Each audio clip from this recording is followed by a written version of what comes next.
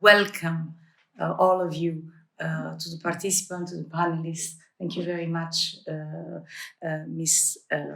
Schumacher, to be with us, the Director of DG Environment. Thank you very much, Mr. Gallego Gonzalez from EMPACT, representing the Europol-led European Multidisciplinary Platform against criminal threats. EMPACT, thank you so much. And thank you to all of you for being with us today. I'm Maria Rosa Sabatelli. I'm the head of unit of FPI-1, the unit in charge of global threats and challenges, and therefore being in charge of EcoSolve. And I'm very pleased to represent FPI today, with apologies of my director, who will be here today for the closing remarks. We couldn't make it this morning. So for these very short opening remarks, I would like, first of all, to focus on the value of and the threat posed by environmental crimes. It is very important for us to understand that the impact of environmental crimes goes well beyond the immediate impact on animal population, on forests, rivers, air, and even beyond the damages to the whole ecosystem, to the local communities whose livelihoods rely on these natural resources and on the climate. In fact, environmental crimes is bound up with more traditional threats to global peace and stability. As environmental crimes, they provide an entry point into global illicit flows for traffickers. It encourages corruption, unfortunately, and is often accompanied by widespread human rights abuses and dispossession by criminal actors. And we also have to realize that illicit environmental flows are also closely bound up with the licit supply chains, providing numerous entry points for criminal networks to profit from the licit economy, and in particular when trade monitoring is not effective. And even though it is very hard to assess environmental crimes illicit proceeds, they are estimated to be worth between $110 billion and $281 billion annually. This is huge. And this is according to the UNEP and Interpol. And this showcases the significant financial scale and global impact of those crimes. If we take as example the timber crimes, especially illegal logging and the trade of illegal harvested timber, this represents a substantial portion of environmental crime proceeds, and with an estimated value of between $50 and $152 billion annually. Again, huge. But another example is the value of wildlife trafficking, including illegal trade of endangered species, poaching, smuggling of animal parts, which is estimated between $7 billion and $23 billion per year. The vast amounts of money resulting from environmental crime are often laundered from companies, through casinos, especially those located in special economic zone, adding to the instability already those crimes generate. As is the case of general organized crime, environmental crime flourishes where political, business, and criminal elite collude to preserve and protect their interests and influence over political function and resources. Corruption in environmental crime may take the form of lower level bribery in law enforcement, but also high level protection that provides political cover. At all levels, we see that corruption creates opportunity for criminals to seek out and target vulnerable institutions for sources or moving illicit commodity across the border. And governing elites frequently view environmental commodities as an easy source for acquiring resources for party coffers, buying votes, or also for personal enrichment, as the state often serves as the gatekeeper for environmental resources. And the link between environmental crime and corruption is particularly present in countries with ongoing conflict or with instability. And this also highlights the clear dynamic existing between weak governance, fragile states, and the high levels of all types of environmental crimes. And too often, the highly organized nature of environmental crimes is overlooked or regarded as a conservation issue, unsuitable to serious enforcement responses or police intervention. And environmental crime's impact is often reduced to its financial value, ignoring the substantial harm it inflicts on communities worldwide. Corruption in environmental crime undermines good governance, the rule of law, and human rights, with both direct and indirect effects. And in the recent year, the international community has made significant strides in understanding the threat posed by environmental crime. But it's now time to leverage this knowledge to develop and implement more effective responses. Over the last decade, the EU legislative framework to respond to environmental crime has grown substantially, both in scope and effectiveness, as the understanding of the drivers behind these crimes and how to tackle them has also developed. The entry into force in 2010 of the EU Environmental Crime Directive, which aims at strengthening the protection of environmental crimes through law across the EU member states, reflects the commitment of the EU to a unified approach in combating environmental crime. But several legislations since then have been adopted, like, for example, the EU Timber Regulation or the EU Action Plan against wildlife trafficking. And these were adopted to try and keep pace with the criminal landscape by focusing on distinct threats posed by the entry of illicit environmental commodity into the licit economy. And in 2021, environmental crime was included for the first time as a priority in the European Union Serious and Organized Threat Assessment, the SOCTA, that is published by Europol. And this highlighting, it has become one of the most profitable criminal activities worldwide, so environmental crime. And this posed also a growing threat to the EU and its member states, requiring enhanced cooperation and a strategic approach to combat it effectively. And against this background, in 2021, FBI tasked the Global Initiative Against Transnational Organized Crime, GI-TOC, to analyze environmental crime responses in the last 15 years and provide us with programming recommendations. This analysis found that although the global responses had become more sophisticated, it was perpetuating failed or failing approaches. So they were not the good approaches. Additionally, it revealed that our global response was unable to stay ahead of criminal adaptation, market shift, or criminal penetration of governments. They were always ahead of us.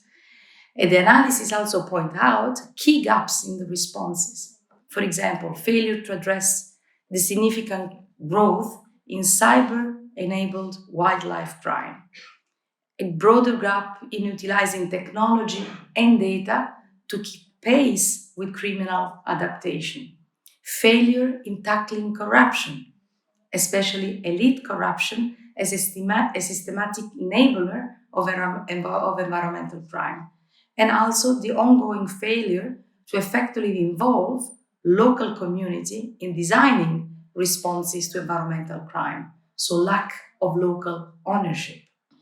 And as a result, FBI has invested in EcoSolve, in this program, which aims to close those gaps that were identified and provide a fresh, innovative ideas on how to take on this complex issue. EcoSolve, I think, is now a key element of the FPI Global Illicit Flow Programme, which enhances EU security by aiding third country in combating serious organized crime. This new project highlights also our commitment to tackling non-traditional security threats, emphasizing environmental protection through law enforcement and criminal justice efforts.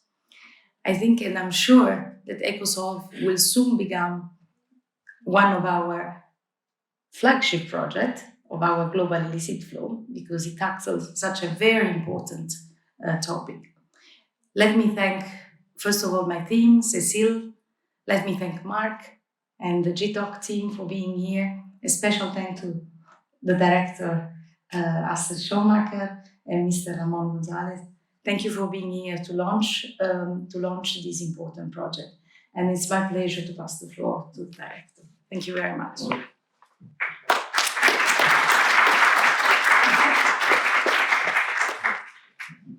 Yeah, thanks so much, Maria Rosa, and thanks to all of you for being here and launching this important project here with us. I think, Maria Rosa, you have basically said already everything I wanted to say.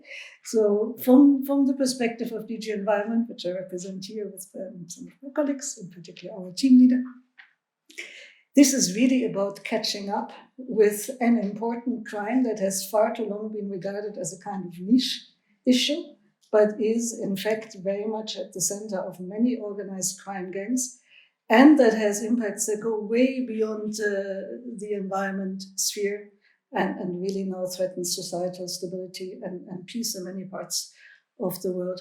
And I think what makes this new project, and I really thank you that you're here with us to launch this, makes it so important that in order to get ahead of that and to come to grips with these ever more sort of sophisticated gangs and their new ways of operating, it is really about all of us pulling together. And it's also super important that Ramon is here from, it's always such a complicated acronym, from EMPACT, from our multidisciplinary platform against criminal threats. And of course, that GI-TOC, I think we have an excellent implementer of this project.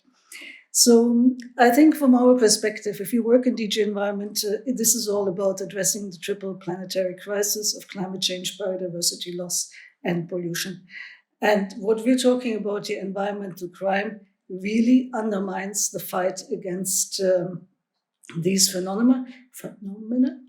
And to clarify that, maybe just it's useful to say that environmental crimes actually play a very, very important part in the unsustainable exploitation of the world's species, our flora, our fauna. And in fact, this is the second most significant threat to species comes from that area. Now, there are two types of crimes that Maria Rosa has already mentioned, and I also wanted to focus on for a moment. So trafficking in wildlife and illegal logging, and you've given us the shocking figures that are associated with that crime in financial terms.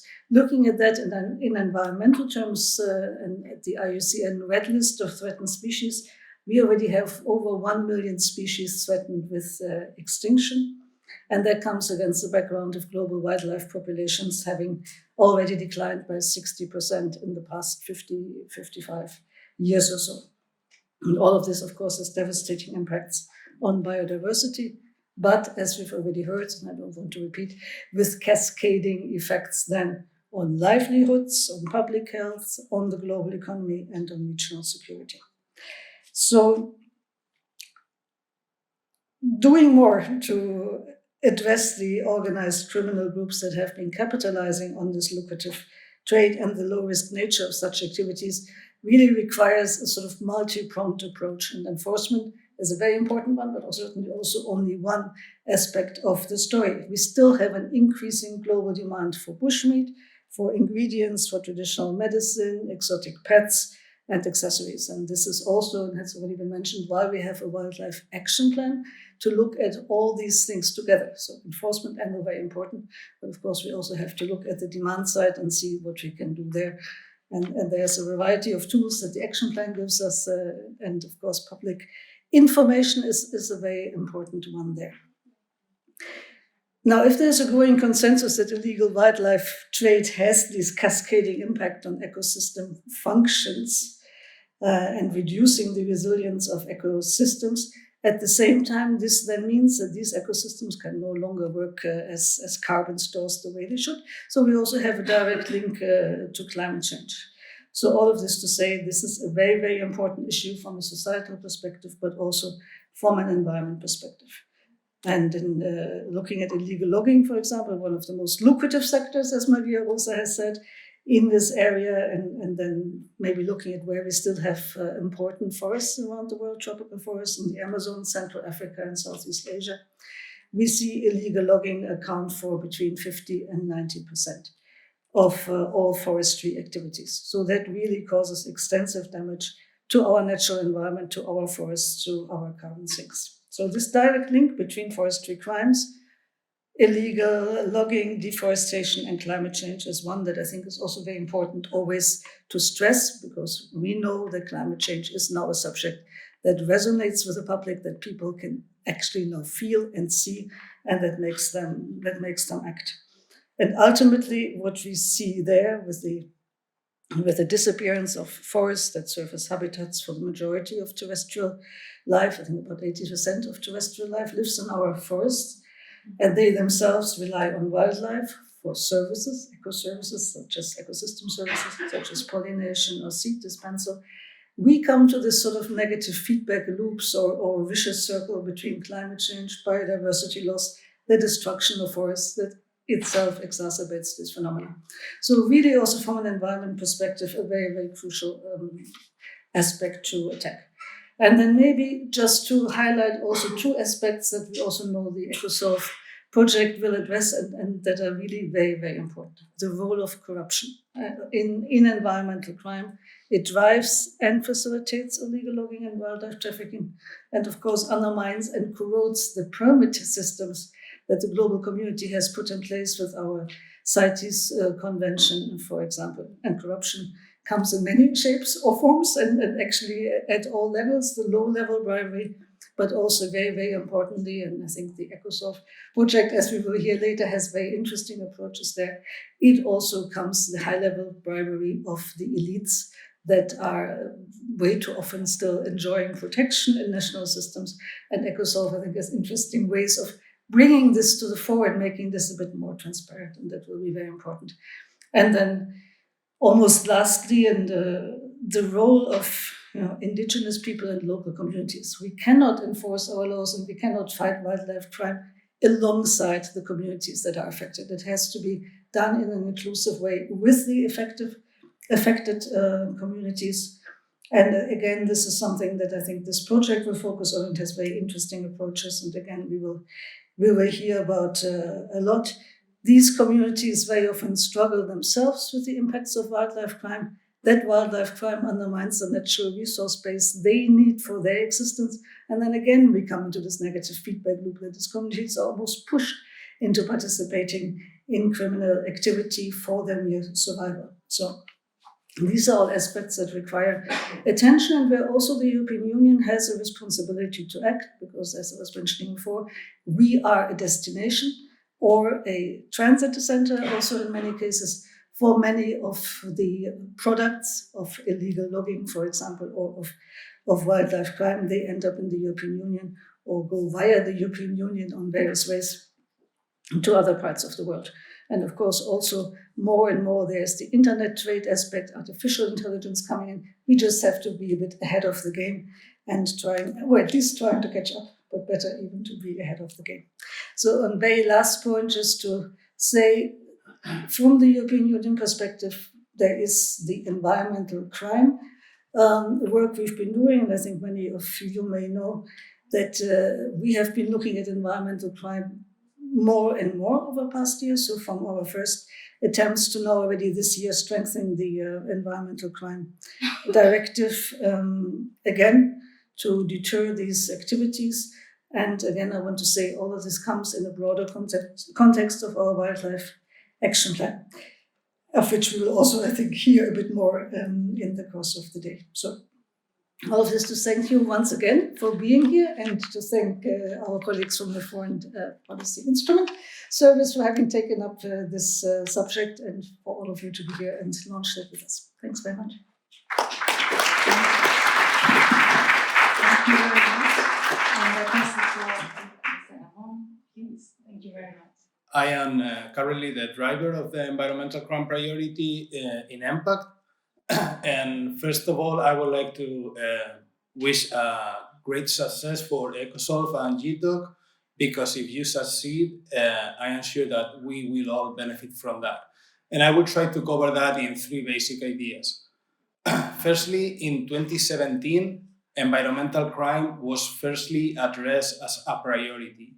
So in only 7 years, the law enforcement community, customs authority, administrations, NGOs, private sector, and so on, we have been in a constant rush to try to update everything we were doing in order to combat the organized crime in environmental crime.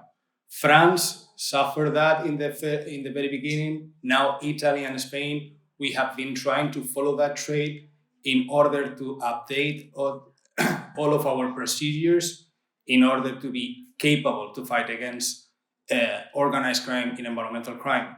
And I think that we are succeeding, but it's true that it's very exhausting, because new procedures has been established in order to fight the financial component of environmental crime, the online component of environmental crime, or the forensic that is needed in order to correctly identify species, even if we are talking about fauna and flora. And a lot of work has been done in that sense. So we are in the middle of a consolidation phase, so we can catch finally up with the rest of the organized crime, more conventional, like drug trafficking, weapon trafficking, and so on. And I think that we will succeed. And we will truly benefit from projects like EcoSolve.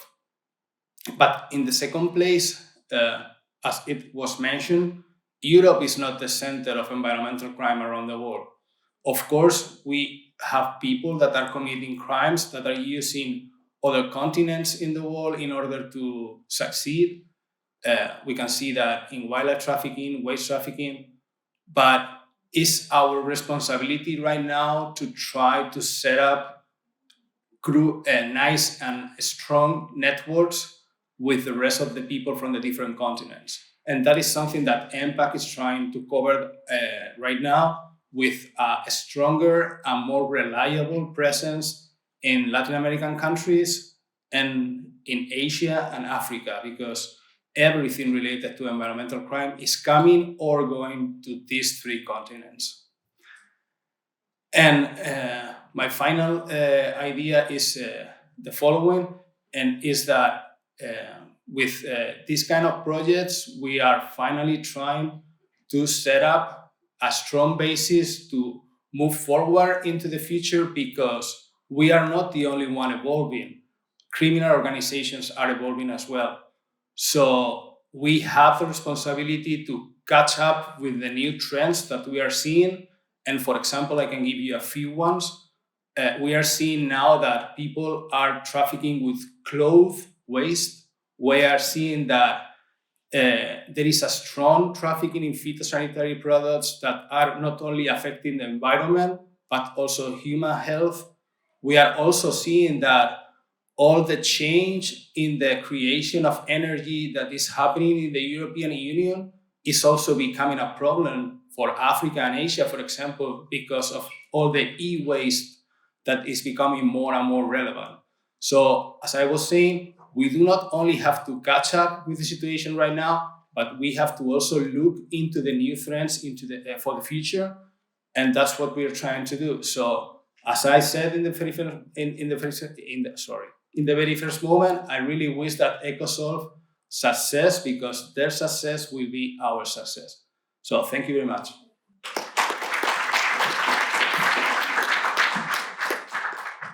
Thank you very, very much for your words and for being with us. And now I pass the floor to Mark. Thank you, Marisa. Good morning, everybody. My name is Mark Shaw, and I'm the director of the Global Initiative Against Transnational Organized Crime. First, to say thank you to Marie-Rosa, to you and colleagues for placing trust in the GI. We are very excited by the project, and we hope we can do an excellent job in implementing it. Astrid, thank you for the kind words. Thank you for the input from EMPACT. And as we have engaged with the European Union to understand how EMPACT works, how we can make a contribution, has been very important for us. We're 10 years old now, and we have been working in a number of ways on environmental crime, but this is really the biggest project that we have taken on in the sector. So we don't take that responsibility lightly, and we really want to make it work. I want to say three things, however, in relation to what we've done and the impact that we feel, or why we felt this was such an important area for us to take on. So three big themes, and there's one slide on each. The first challenge for us was to make environmental crime an organized crime issue. And this is key to our objective, partly because in working in our general focus on organized crime around the world, the issue of environmental crime was not always a priority by a long stretch, given the vast number of other criminal markets that there is. And we, including funding from the European Union, have been publishing a global organized crime index. We have had 2 sweeps of that index. The European Union has focused very much on Africa. And one of the key issues in the formulation of the index was the fact that experts wanted to value criminal markets in dollar terms. And when you value criminal markets in dollar terms, actually environment shifts down the priority list, because drugs markets and others are particularly valuable in dollar terms. And the point that we wanted to make was actually you cannot value the environment. You certainly cannot value in dollar terms. And we won that technical methodological discussion around how the index would be structured. The results in comparison on the 2 sweeps, however, are extremely sobering. We really want to try and bring some good news in the organized crime index results, but the news is not particularly pleasing in any way. And the results are on the basis of the 2 sweeps of the index. Every single continent has worsened on environmental crime, on fauna and flora, the 2 categories that we use in the index. Every single continent. That does not mean every single country, but every single continent. That's the first point. The second point is that the increase is higher than the increase across the other 10 criminal markets. So it's a sobering double conclusion. There's a general increase across all regions in this sector, firstly, and secondly, that increase is higher than any other criminal markets. So if there ever was a message that we have to focus on this, I think that is it. And a credit, thank you to the European Union, I think, for taking it forward in the funding allocated to respond. The second issue that is of enormous concern for us as an organization is the linkage between violence and environmental crime markets. Now, in our work globally, we have 7 observatories. We are supporting over 200 civil society organizations. The degree to which violence generally targets community and other actors is horrific. And staff here in the room will know our challenging job of moving people, of paying for hospitalization and injuries, on trying to understand what we can do where people are threatened. Just under a third, so we run a database on criminal assassinations. Our focus is relatively broad, but our key interest is in the targeting of civil society actors. So journalists, ordinary community workers, and others. We are also looking at the targeting of state officials. Around 1/3 of people in our database, hundreds of cases, are community activists. The majority of community activists being targeted are working in the environmental sector. So the violence generated by organized crime in this sector is phenomenal, and it targets people like us attempting to build a civil society response. And How that targeting occurs, I think, is interesting. It's often a combination between government actors, business, and organized crime. It's often community actors targeting other community actors in conflicts over access to the environment and in the alignment between business interests and community actors. And it includes an overlay between environmental markets and others. So drug traffickers, for example, using environmental commodities such as illegal logging, mining, etc., to launder money. So the overall position, in our view, from where we sit, from the reports that we receive from our observatories around the world, is the growing complexity and integration of environmental markets into generally our risk assessment of organized crime. And it's sobering, and I'm not sure overall that we are winning the fight. And I should say, on the slide is the very prominent case of the Brazilian indigenous activist Bruno Pereira and the British journalist Dom Phillips, who were murdered in the Amazon, as you're well aware. 5 people were arrested, and they were linked to an illegal fishing syndicate or organization. That's just the case that makes the global news. There are many, many, many cases, sadly, that do not make the news at all. The third issue that I think is, and I think people in this room are well aware of that, is the proliferation of types and of types of commodities being smuggled or trafficked.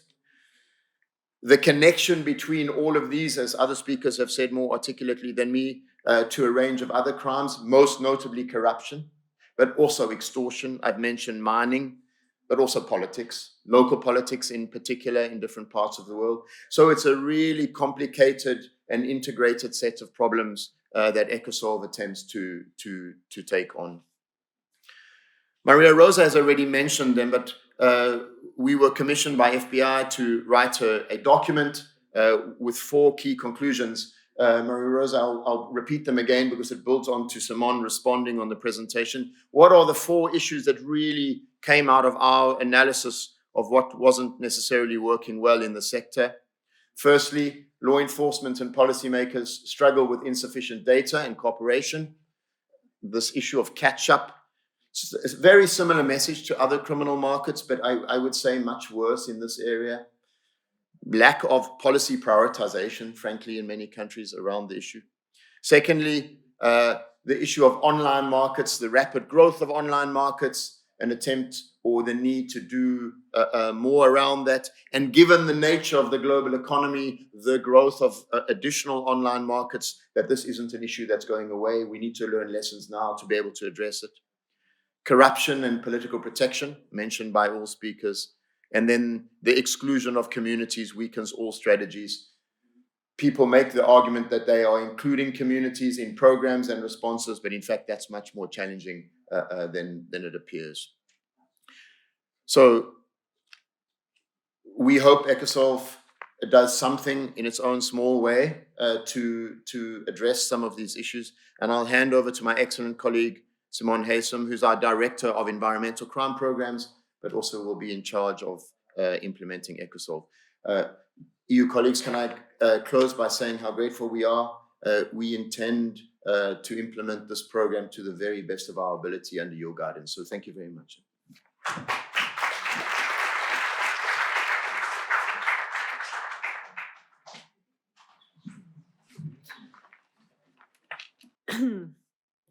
Hello, everyone, welcome, and thank you all so much for joining us here today as we share the work of the EcoSolve project and explore the problems it is trying to solve. Shortly, I'm going to explain the 3 key work streams and their main features, but more importantly, why we think these are appropriate responses to the gaps that have been identified.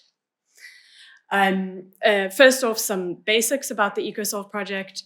EcoSolve will run for three years until August 2026, and will focus on 3 key regions, ones we've heard already many times today: the Amazon Basin, particularly Brazil and Colombia, the Congo Basin and other key countries in Africa, and the Mekong Delta and Southeast Asian archipelago. And this geography itself has been guided by the Global Organized Crime Index, putting a data-led approach to identifying the geographic priorities and addressing them right at the foundation of the project. Then it's also important to note that the EcoSolve project was designed to present innovative solutions and to both new and persistent gaps through the use of new technologies and new approaches. And I'll be flagging where that crops up in the project because it's concentrated in certain components. Secondly, it was designed with a focus on enabling timely intervention to disrupt environmental crime. And that's really a key element that runs across the different work streams, with an emphasis on direct support and information to law enforcement, with a focus on supporting EMPACT and coordinating with the other global flows programs. Thirdly, the last cross-cutting thing to say is that we've designed these activities to connect local programming with regional and global policymaking. And we think that's important for scaling innovation that happens at the local level and for making the global response more cohesive. Thanks. So firstly, concerning our community engagement strand, in this strand, we will be holding a series of engagements in Brazil, India, Colombia, and DRC. As you can see, we haven't chosen easy cases to understand community perspective on illicit economies and security. And two, with requisite sensitivity, try to get that taken into account by local authorities implementing law enforcement responses to environmental crime. This will be accompanied by a grant facility that draws on extensive experience within GI-TOC through our Resilience Fund, which has been providing support, resources, and direct grants in other incredibly difficult illicit economy situations, which we're taking models from, like communities battling narco violence in the Andes or trying to resist armed group recruitment in the Sahel. And adapting that to the type of difficult illicit economy situations that we find in some of our key biodiversity hotspots, like the Amazon, where we'll be holding our first dialogues in about 2 months' time. And we see this as trying to fill that gap of exclusion that was raised earlier, and the sidelining of community interests and designing security strategies by offering a relatively simple approach in some respects, a space and a process to elicit these perspectives and interests and facilitate getting them to law enforcement actors. We're also providing several concrete resources and strategies. One is providing grants within these communities to put resources behind community initiatives for better environmental security. And another is providing a network of common experience and expertise through a global platform we run for community activists. And a third strategic intervention is to use the project resource and our convening power in international forums to get community leader voices right into multilateral spaces for that direct input into global policymaking. We're also creating replicable modalities in the process, publishing handbooks so that the work can be replicated and scaled. And I'm pleased to say we've recently had interest in this part of the project, sort of through the EMPACT network. Our EcoSolve lead in South America attended the El Pacto launch in Panama recently and was approached by criminal justice officials from both Colombia and Brazil with a keen interest in specifically this component. Then next, our elite protection exposure component. Here, our activity is to conduct 4 investigations into the role of elites in timber crime, to then publish these in local languages and in local media, as well as through international media partnerships or directly through the GI-TOC's publishing facility. And like this, the intention is to create a public record that names names of individuals, that names names of companies, which can then enable direct interventions like sanctions, red flagging by financial institutions and governments. And this is the sort of timely intervention we want to enable. Where there's also the right geographic nexus, we also hope to see a flow of sensitive information to impact environment priority on timber and potentially also the regional networks and to global flows programs like CCOP who are creating guidance to profile for timber shipments in their programs. How does this react to the gap that we identified? The gap that we identified is, very huge. Corruption as a systemic enabler. We are providing a very specific answer to a very specific aspect of that problem. That extremely complex problem.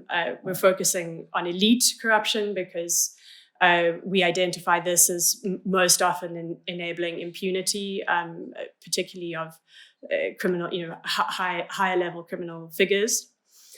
And also specifically trying to address the problem that very often the mechanisms to address corruption have huge difficulty from coming from inside the state, or can or will only be activated once corruption has been documented and made public.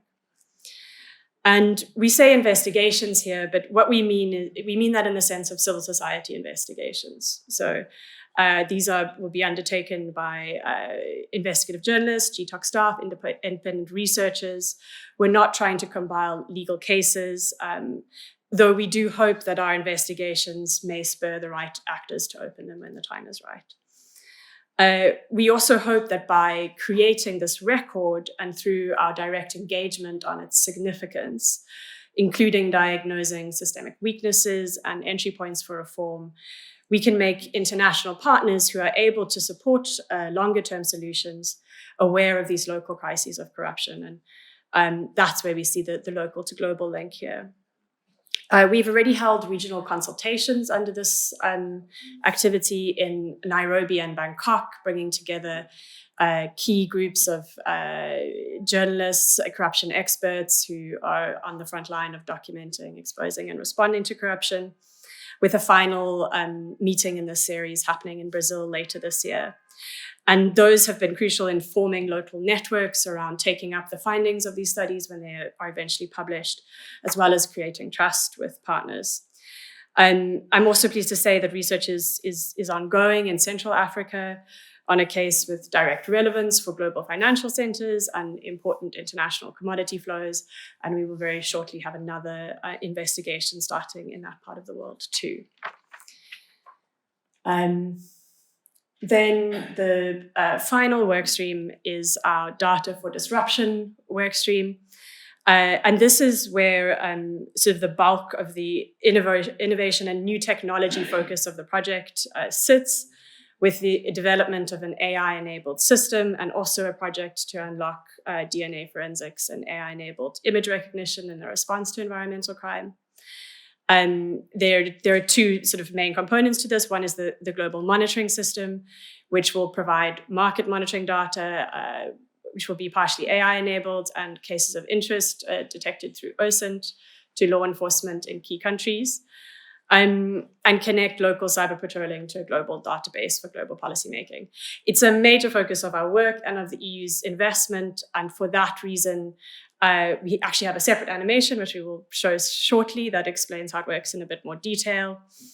But before that, I would just note that here we also plan for this system to hopefully feed directly into providing information to the EMPACT priority on wildlife. And also there are concrete plans to provide operational support to the cyber priority later this year. How can a network of data gatherers stop wildlife being trafficked online? EcoSolve introduces the Global Monitoring System, an initiative aimed at collecting and analyzing data from social media and e-commerce sites so that it can be used to disrupt criminal markets. The data collected will be shared with national, regional, and international law enforcement agencies and private internet companies to aid their fight against environmental crime. In addition to these direct impacts, we hope the data shared will be used in advocacy campaigns, such as to lobby politicians to take action on issues like wildlife trafficking. We hope it will be used by conservationists to demonstrate the threats posed to endangered species by illicit trade. And we hope that it will be used to inform policy decisions, such as whether to regulate online commerce and social media to prevent its misuse by criminals. A network of data hubs collecting this data will be the foundation of the global monitoring system, monitoring diverse wildlife trades online and processing the information. These hubs will be strategically located based on criteria: high levels of environmental crime, high levels of internet use, together with the presence of illicit online markets, commitment from authorities to crack down on online illicit trade and/or wildlife crime. Selected countries include Brazil, Colombia, Indonesia, Thailand, Nigeria, and South Africa. More will be added in key regions as the project develops. The GMS will enhance the cyber patrolling capacity of law enforcement agencies responding to online illicit markets. The system will also support international data sharing community, enhancing the knowledge base, improving global cooperation, and disrupting transnational illicit flows of protected wildlife and timber.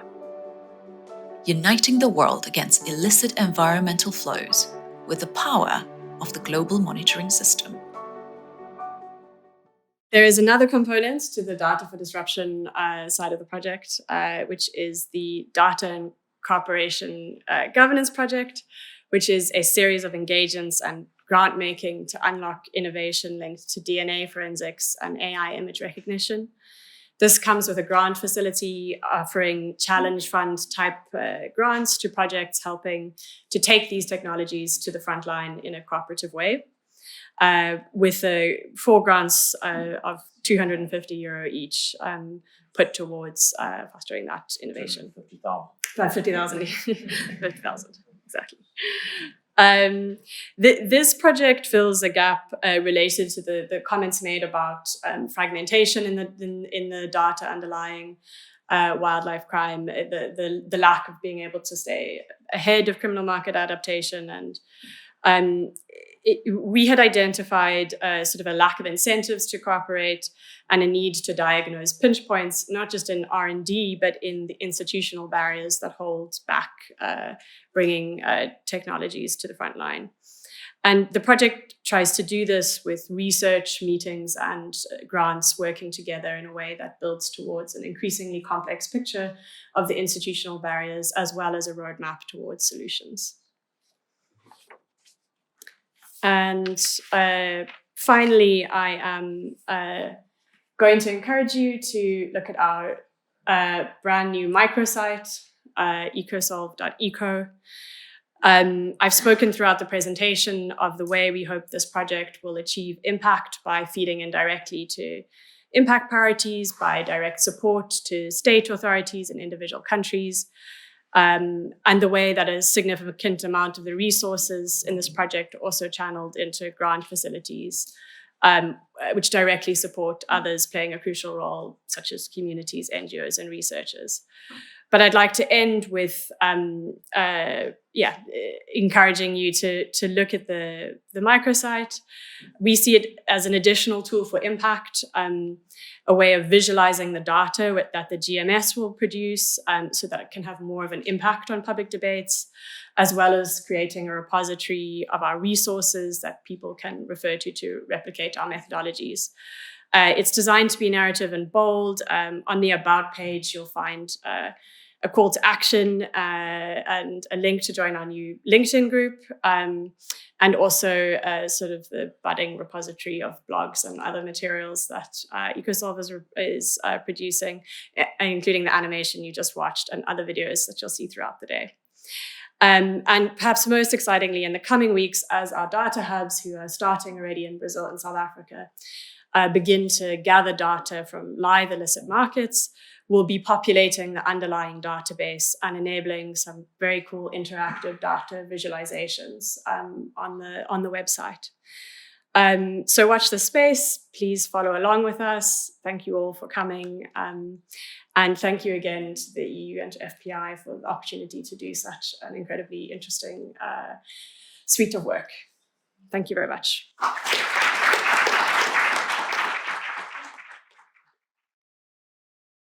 Thank you very much. My name is John Gilongo from Kenya. I've been involved in anti-corruption for a long time. We'll go into that a bit later. It's really my singular pleasure this morning to be here at this launch of the EcoSolve project, and once again to be meeting with all colleagues from the Global Initiative Against Transnational Crime, organized crime. But really, the star of this session today is we've had this really impressive presentation about this project this morning, and this session is special because we go straight to the coalface and talk to somebody who, on the continent of Africa, and I would say around the world, is a leader on the ground in tackling the issues which this project is dealing with. And so I'd like us all to welcome Kathy Pryor. Kathy is the Chief Ranger of Kruger National Park in South Africa. She's the first woman Chief Ranger of Kruger National Park. And just for a bit of context, Kruger National Park is roughly the size of Israel.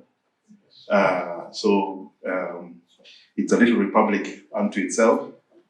And but the challenges that we've been discussing here that are really at the heart of everything that this project is trying to address, Kathy, you deal with them on an ongoing basis, and you've been involved. When I started reading about you,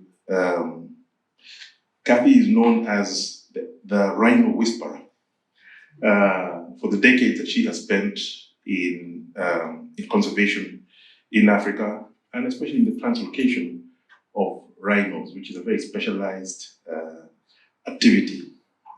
I wanted to take this opportunity, Kathy, first of all, you've now been chief ranger at Kruger since 2021.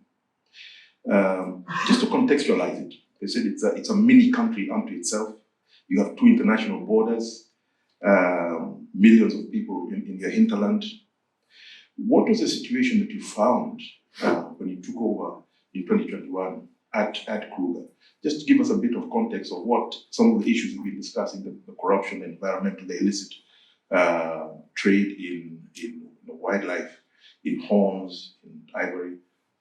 What the situation you found when you took over at Kruger? Thank you very much, John. And firstly, thank you for that introduction. And thank you to GI-TOC and EcoSolve as well. I think just sitting there and listening when you are very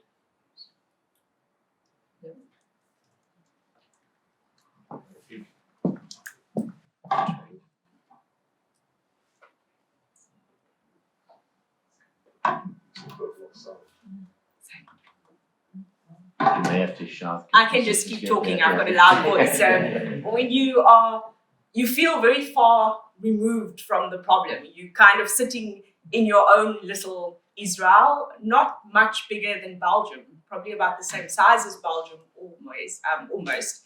It's a very overwhelming space to be in. And I think having seen these presentations, it sincerely gives me hope that we are trying to connect and be part of a much bigger picture and a program. But going back to when I took over in Kruger in 2021, and still now, obviously one of the biggest challenges facing the park was wildlife crime. And for the last decade, the focus has really been on rhino and rhino crime. I unfortunately put together the last 15 years of stats of Kruger. And in 15 years, we've had 5,767 rhino illegally killed for their horns. And that is only part of a lot of other wildlife crime. We've heard earlier about the bushmeat. It's astronomical across the 2 million hectares that Kruger is. The poisoning of wildlife is growing astronomically. So poisoning of carcasses to attract specific species like vultures for their beaks and for their claws, lions and other predators for their bones and their teeth. So it's a lot happening all at once. Illegal harvesting of plants for traditional markets. There's illegal harvesting of wood, medicinal plants. But the focus really had to be on the rhino poaching. That's what the world was looking at. That's the images that we were all constantly being thrown at: the dead rhino, the mutilated rhino, the orphans, the animals that had been hacked to death. And there was a lot of focus on the actual animal. And I think, having come from the outside, it straightly hit me the impact that this had specifically on the communities surrounding Kruger, but on the actual people. So in Kruger, we're approximately 400 rangers. So an army of 400 that has to look after the entire park, which is said has 2 international boundaries, an open system, and very, very high levels of criminality around the park. It had a significant impact on the people. Not only the local communities, but the people living inside the park. And the focus had very much been on the rhino and a little less focus on the actual people that were put in charge of looking after the rhino. And that had left a very demotivated workforce. People struggled from PTSD, burnout stress syndrome was real. It was 10 years of every single day constantly being in armed context, tracking helicopter reactions. It was just non-stop. But I think what I realized was a bigger problem is that as we evolved over the years and we got much better at our anti-poaching and law enforcement strategies, it was very hard for a traditional person to walk into Kruger, find a rhino, shoot a rhino, and be able to get out. And the only way that the syndicates could get to rhino, the population had declined, so they needed information, was to target our staff. And that's one of the striking things, in that the corruption of your own staff, or the pressure, the extortion that they're subjected to by criminal gangs, tells a story unto itself. I think one of the surveys was 40% of law enforcement staff were involved in facilitating the poaching in some way. I was wondering, how do you deal with that? Because again, reading about the situation that you face, it's what's unique about it. One gets a sense that this is not only a Kruger issue. I think the neighboring province of Mpumalanga, and they have had major problems in political corruption and the like, and criminality, deepening criminality. It seems to be affecting you very profoundly. How do you address that? And how you got these 400 field rangers? They must be under specific pressure. How do you mitigate that, and how do you motivate staff who are being shot themselves, who are coming under all manner of threats, kidnapping in the park? How do you address that situation? So I think we first started, when I started about 3 years ago, is trying to understand what was driving the corruption. So it was very clear that we had a massive problem with corruption and internal involvement. We have arrested numerous of our own staff, over 40 of them. Some of them have been prosecuted to prison sentences, 7 years and longer. But it was really understanding what was driving that. As a conservationist, and as you said, as a rhino whisperer, you have very little regard for somebody who's involved in corruption. When we hear of a law enforcement official who's tasked with the responsibility of looking after such an incredible resource, you actually have no mercy. But once you start to dig into it and start to realize, and that's what our work and our research exposed, was how staff were being targeted, actively targeted by these syndicates. And whether that be their lives threatened, their families' lives threatened. Our rangers work in Kruger. Their families live outside Kruger. Their kids are there. They live in the same communities where our rangers are arresting people, killing people. So it's a very complex problem with very complex solutions. And so what we've started looking at is, yes, there has to be consequences for corruption. That came out very strongly, that in our province and in and around our park, there was a lack of consequences for all sorts of corruption, rhino only being one of them, and a sense of impunity when it came to dealing with corrupt acts. And I think it was tackling all of those. So yes, we can focus on rhino, but the rhino led to a lot of other corruption being facilitated. So trying to look at what were the drivers and then what we could do. And I think maybe one of the biggest things is how can we build resilience within the people and the law enforcement people on the ground to actually be able to not fall prey to these approaches. So how do we build a better ranger force and I guess a better law enforcement force, not only in Kruger but around Kruger, to better things? There was a report that was done by EMPACT and GI-TOC, which was really great at exposing the criminality around Kruger and how that actually impacted us. So we are surrounded in Kruger National Park by a very violent province, cash in transits, ATM bombings, very high rate of murders, very high rate of unemployment. If you think of our Kruger as 2 million hectares, we have over 3 million people that live within a 50-kilometer boundary of Kruger. And those people have no employment, very little support services in terms of water, sanitation, and electricity. And so they become targets of these syndicates. You know, the syndicates are the ones that are bringing in money, which are supporting a lot of the activities in the community, but they also rule by absolute fear. And so certainly what the report highlighted was how everything around Kruger was really impacting on us. And we as Kruger have a mandate to protect the 2 million hectares. A lot of the issues that impact on us are social problems, which we can't really solve on our own. We certainly can influence them and highlight them and bring them to the fore, but they're not always within me and my 400 rangers' ability to tackle. So really all we can do is try and focus on the ranger force and the local law enforcement community around us and see what we can collectively do in terms of tackling wildlife crime. I wanted to ask about, you mentioned this report, Landscape of Fear, Crime, Corruption and Murder in the Greater Kruger. I read it yesterday when Kathy gave it to me. It's a wonderful read, it's short, it's impactful, and what's interesting about it is that it tells you a bit about the kind of work that GI-TOC is doing. And it's accessible, but tell me a little bit about, because this has had an impact that you've been able to respond to in terms of, as an advocacy product, it's had the kind of impact that was anticipated when this project was started. Yeah, so I think very much like what EcoSolve is trying to do, it brings to the forefront what the actual issues are. And I think just seeing the images of how big the issues are is what we really need for people to understand so that we can gain support.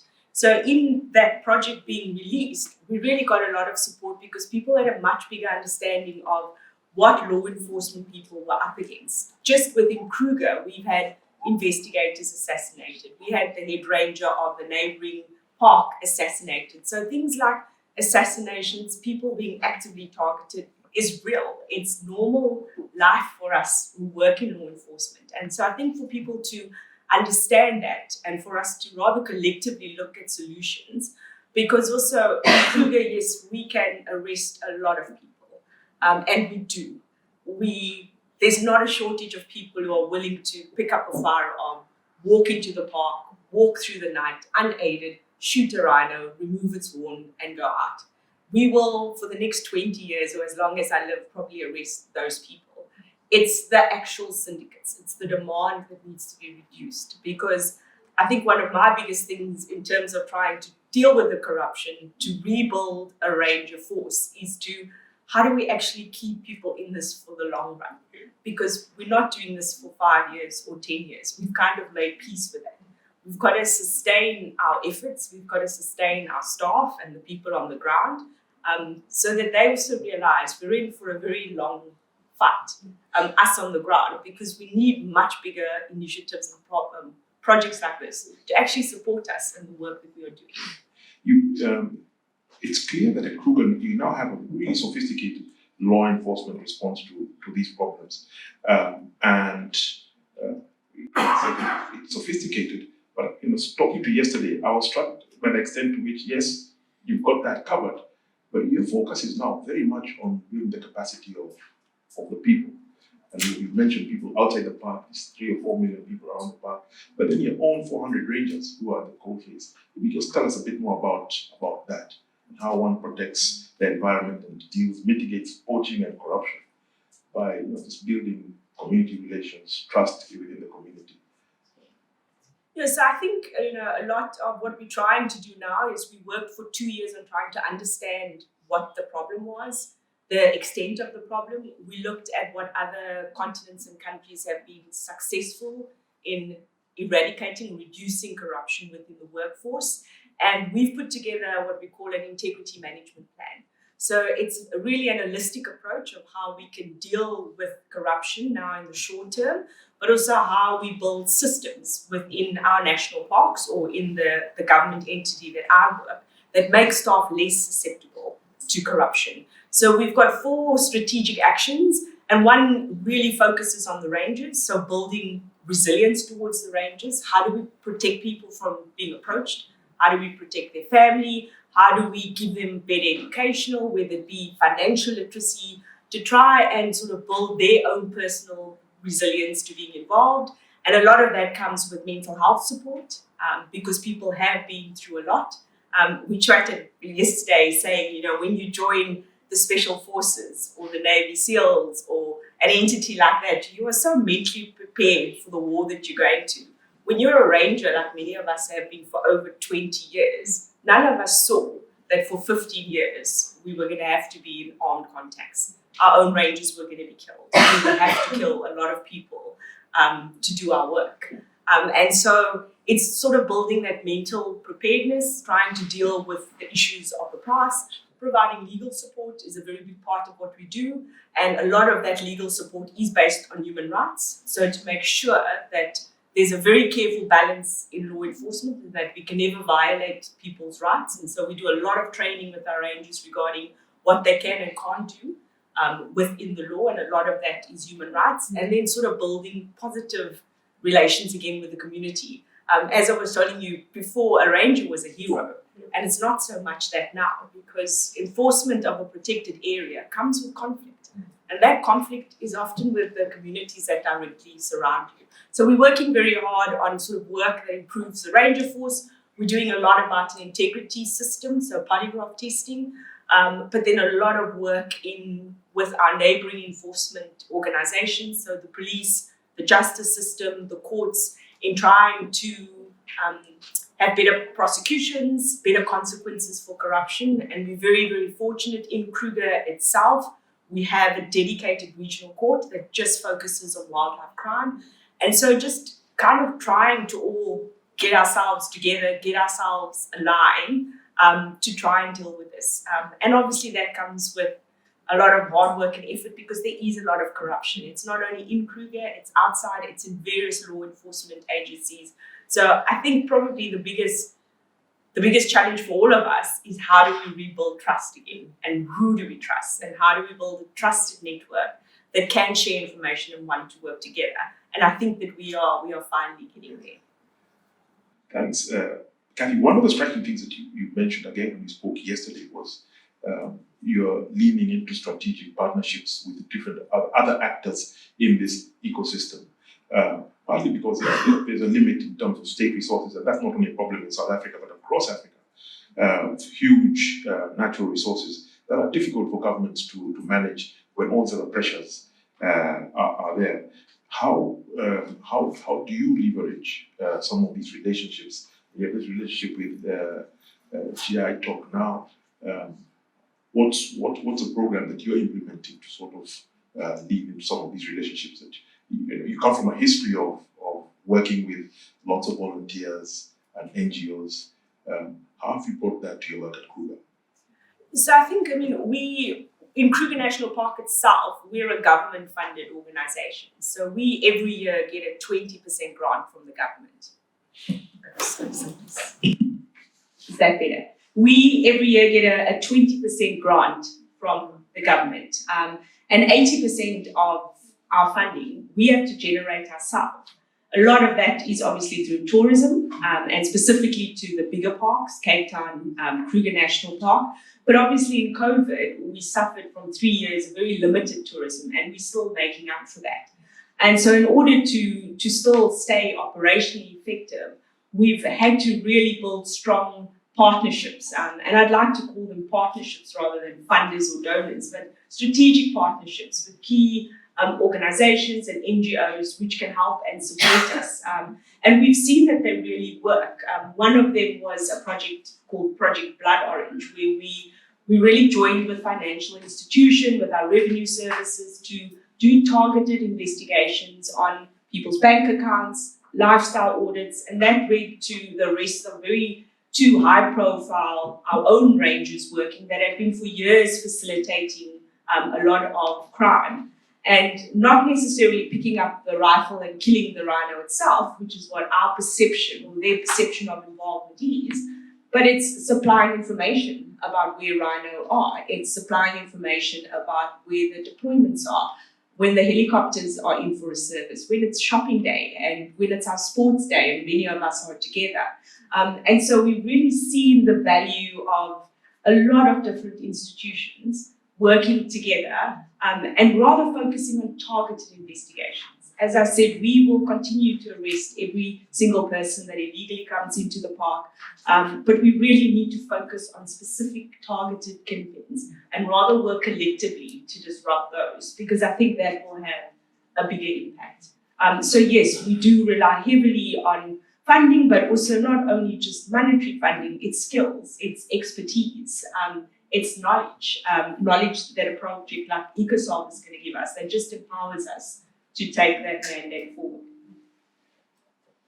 Next year, and I know I'm going to open it up for some questions. So if you have some questions, please scribble them for.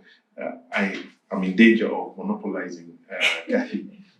5 years, when you reach that mark, what would you like to be able to look back and say, I have done? I know it will be soon, but you seem to be a mission-driven kind of person.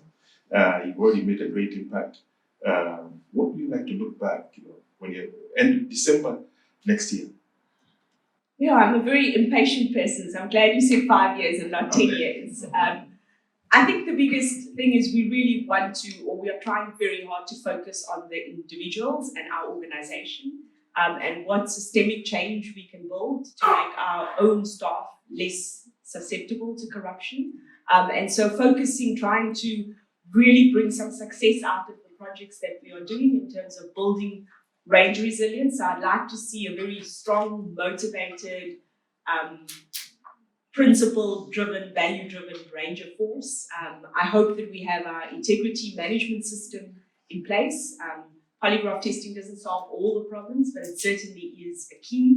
I think the work that we're doing with all the local stakeholders, if we can build and strengthen that, and if we can have these targeted investigations that have a much higher impact than us we will always be there on the ground. We will always be the foot soldiers and the heartbeats doing the day-to-day work. But we really need to focus our energy on more targeted investigations. And then obviously a growing rhino population. Last year was the first time in 10 years that we've seen the population in Kruger actually not decline. And so to build on that growing rhino population. I think we have time for a round of questions. Yeah? Okay. Any questions, Madam? Here at the front. The mics are now with. Thank you. I'm Nicole Quijano Evans. I'm with the Environment Team of the United Nations Office on Drugs and Crime. First of all, I'm very impressed to listen to you. Congratulations for the hard work that you're doing. And being a woman, it's of course great to see more women as rangers. I have many questions, but I limit it to two. First of all, so you rightly said that we need to disrupt the criminal networks. And one way of doing so is building very solid cases. So I'm curious to hear, as rangers, do you have investigative powers? If you come across a crime scene, a poached rhino, can you as rangers gather evidence? Or do you have to call in other police forces to do so, which would make the process, I guess, more complicated, which I know is the case in some countries. And then the second question, if you have a magic wand and you could say, okay, 2 tools, 2 solutions that would help me really significantly, what would it be? Would it be more innovative technical equipment, or what what would be really, really helpful? Thank you. Thank you. Thank you very much for the questions. So to answer the first question, I think one positive thing that has come out of 15 years of sustained wildlife crime, specifically rhino poaching, is that we have developed those capabilities within Kruger National Park. So as rangers, we are all designated by the Minister of South Africa as environmental management inspectors. So we actually have the same powers as a police officer. We can search, seize, arrest, and investigate, and we can carry dockets. We call them green dockets because our dockets are very limited to environmental crime. So yes, we can do those ourselves. We also have within Kruger and within SAM Parks an environmental crime and investigations unit. So the minute a rhino is shot or a carcass is found, we have a specific unit that goes out with the local police and they do the crime scene. So straight away, they will look for ballistics. You know, we now do touch DNA. So on the face of the rhino, at some point, they have to touch its face to get the horn off. So yes, those things have really evolved. And then joined with that, having a local within Kruger wildlife court that just deals with rhino-related incidents has made a massive difference. So the sentences have been really good, and that in some way there's a little bit of a deterrent now, which there wasn't before. There are consequences, but also it has really made it a lot easier for us to work with these cases. Previously, rangers would have to travel outside of the park to go and testify. So small things like that put them at great risk. They leave the park, we can't take our firearms with us, we become very susceptible. The courts are in these communities, they're in volatile areas in Mpumalanga, so having a court has just made it safer. In addition to that, we've trained our rangers. So we do a lot of training on how to testify in court, delay tactics, how to deal with bullying if you have a really bad defense lawyer that is attacking you and bullying you. So just empowering ourselves really to better deal with that. I think in terms of the magic wand, they all relate to the judicial system. So we still really need to have stronger sentences and there's got to be consequences. We still have a lot of repeat offenders, which I think if you really want to demoralize a workforce, let a ranger catch the same person that's killed a rhino 3 times and he still gets out. A lot of the poachers or suspected poachers are from neighboring countries. So the minute they get bail, they leave South Africa and they're gone and we never see them. So the effect that has, and then to have those people with those skills and knowledge repeatedly come back and be able to poach. So stronger judicial system and just more investigative support. We have really great investigators. We have really bad investigators and we have a lot of corrupt officials. And it's really hard to get to everything in a country where we have high murder rates, rapes, robberies, a lot of violent crime. Environmental crime is still very much not on the forefront. Thank you. Thank you. Any other questions? Thank you. Hello, I'm Ilaria Di Silvestre from IFO. I have a question. You mentioned recidivism, and indeed we hear this as an issue in many other countries. We know that people are caught, they go to prison, and after they are back and they continue poaching. You mentioned that the level of sanctions and penalties is for sure an important part of the solution, but do you think that this could also be addressed in another way? Beside high level of penalties, something else that you think could help in preventing this recidivism, because this is a huge problem a little bit everywhere what we see.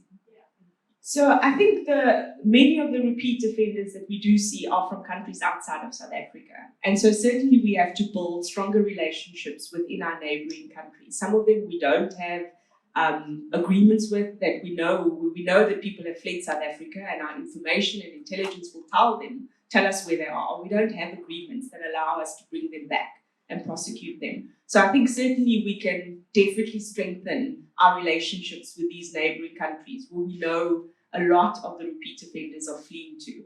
And that's probably where we need to probably put a lot of our effort and time into it, rather than trying to work on the judicial system. I think jointly they all have to happen, but certainly we have to have better relationships with those countries. And it's not an easy thing, I guess, because we are accusing other countries of harboring our criminals. It becomes very sensitive, but we need to work hard at that. Yes, sir. Hi, Kathy. It's so inspiring to listen to you that I just want to ask you a question so that you can keep talking.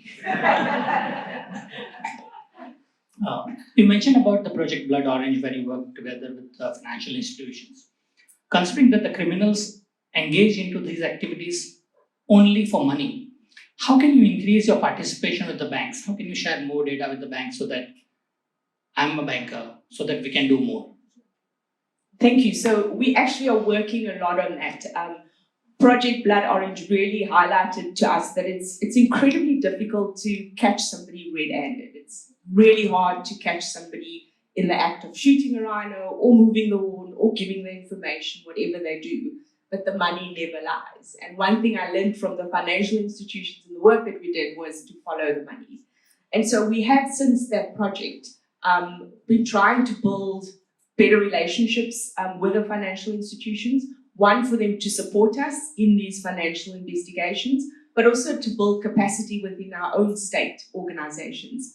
Unfortunately, projects like Blood Orange are expensive and they rely on funding. And we really have to build our own capacity or build capacity to work jointly with financial institutions.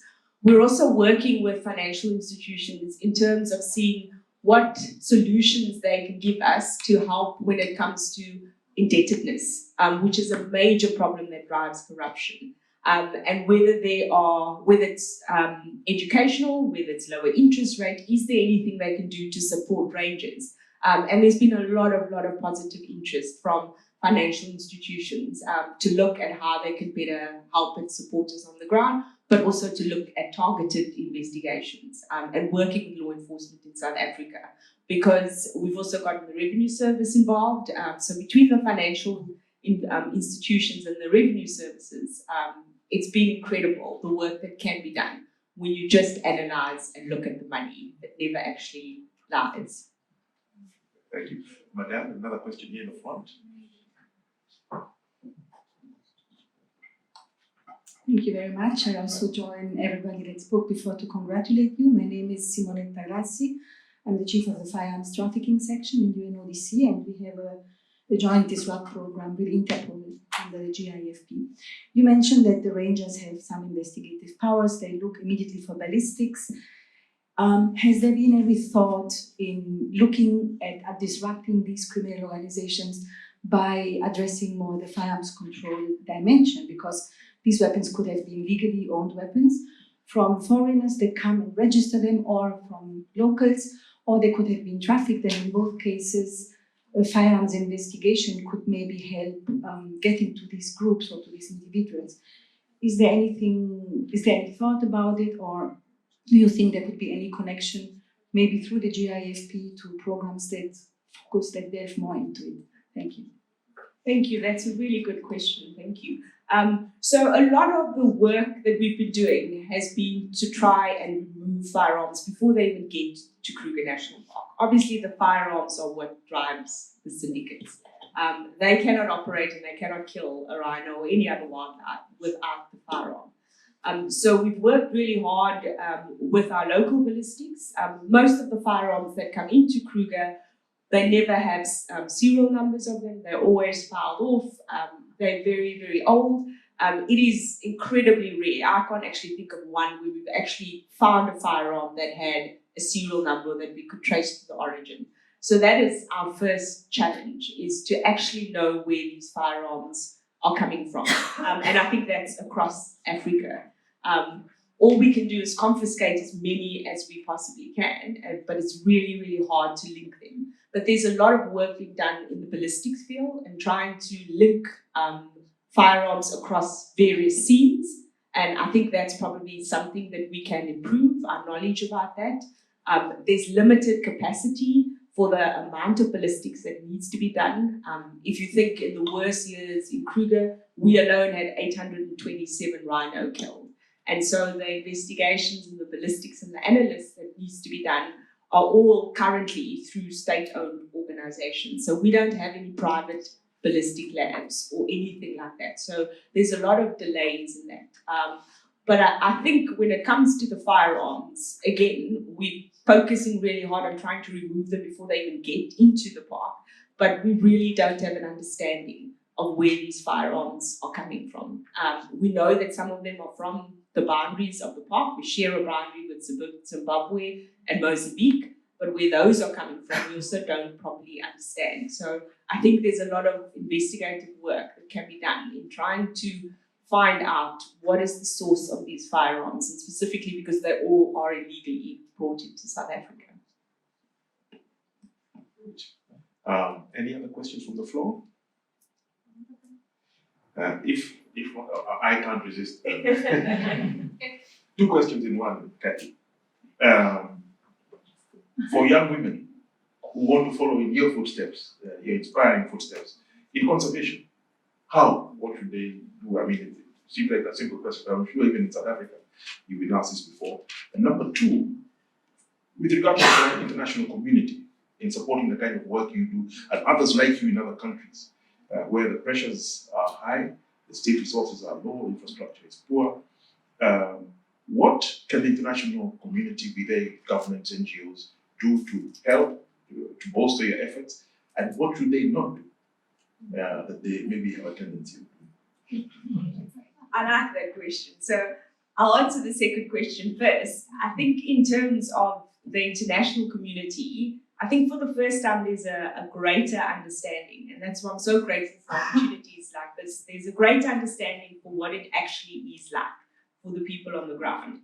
And although, yes, the resources is what we lack the most, as all state-owned organizations, sometimes it's just the skills and the expertise and the partnerships. And we've seen it with our partnerships with whether it be financial institutions, NGOs, or work and reports like GI-TOC does. That's all that's sometimes really needed.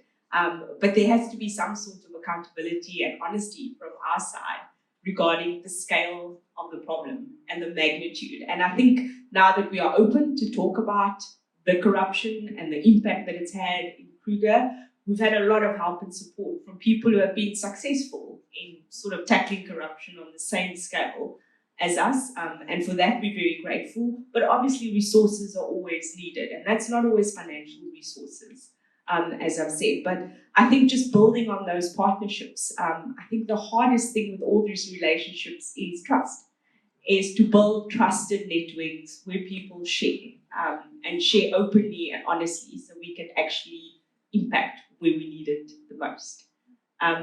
When it comes to young women, I'm not a very good example. I don't have children, I'm not married, I've dedicated my life for the last 25 years to Rhino. But I've been told that maybe the slight change has come from seeing it from a different perspective.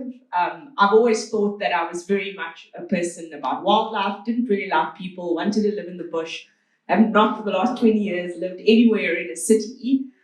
But certainly I think the empathetic side of me has forced me to deal with the actual real problem. The people, the corruption, the emotions, all those things which are not easy things. And so, yeah, I certainly encourage women because I think we are less susceptible to corruption. And we also have an empathetic side which allows us to maybe tackle the problem from a different side. It's always been very much catch the poachers, law enforcement, but actually dealing with the people side of it, I think is very important. Well, thank you very much. Well, join me in giving a big hand.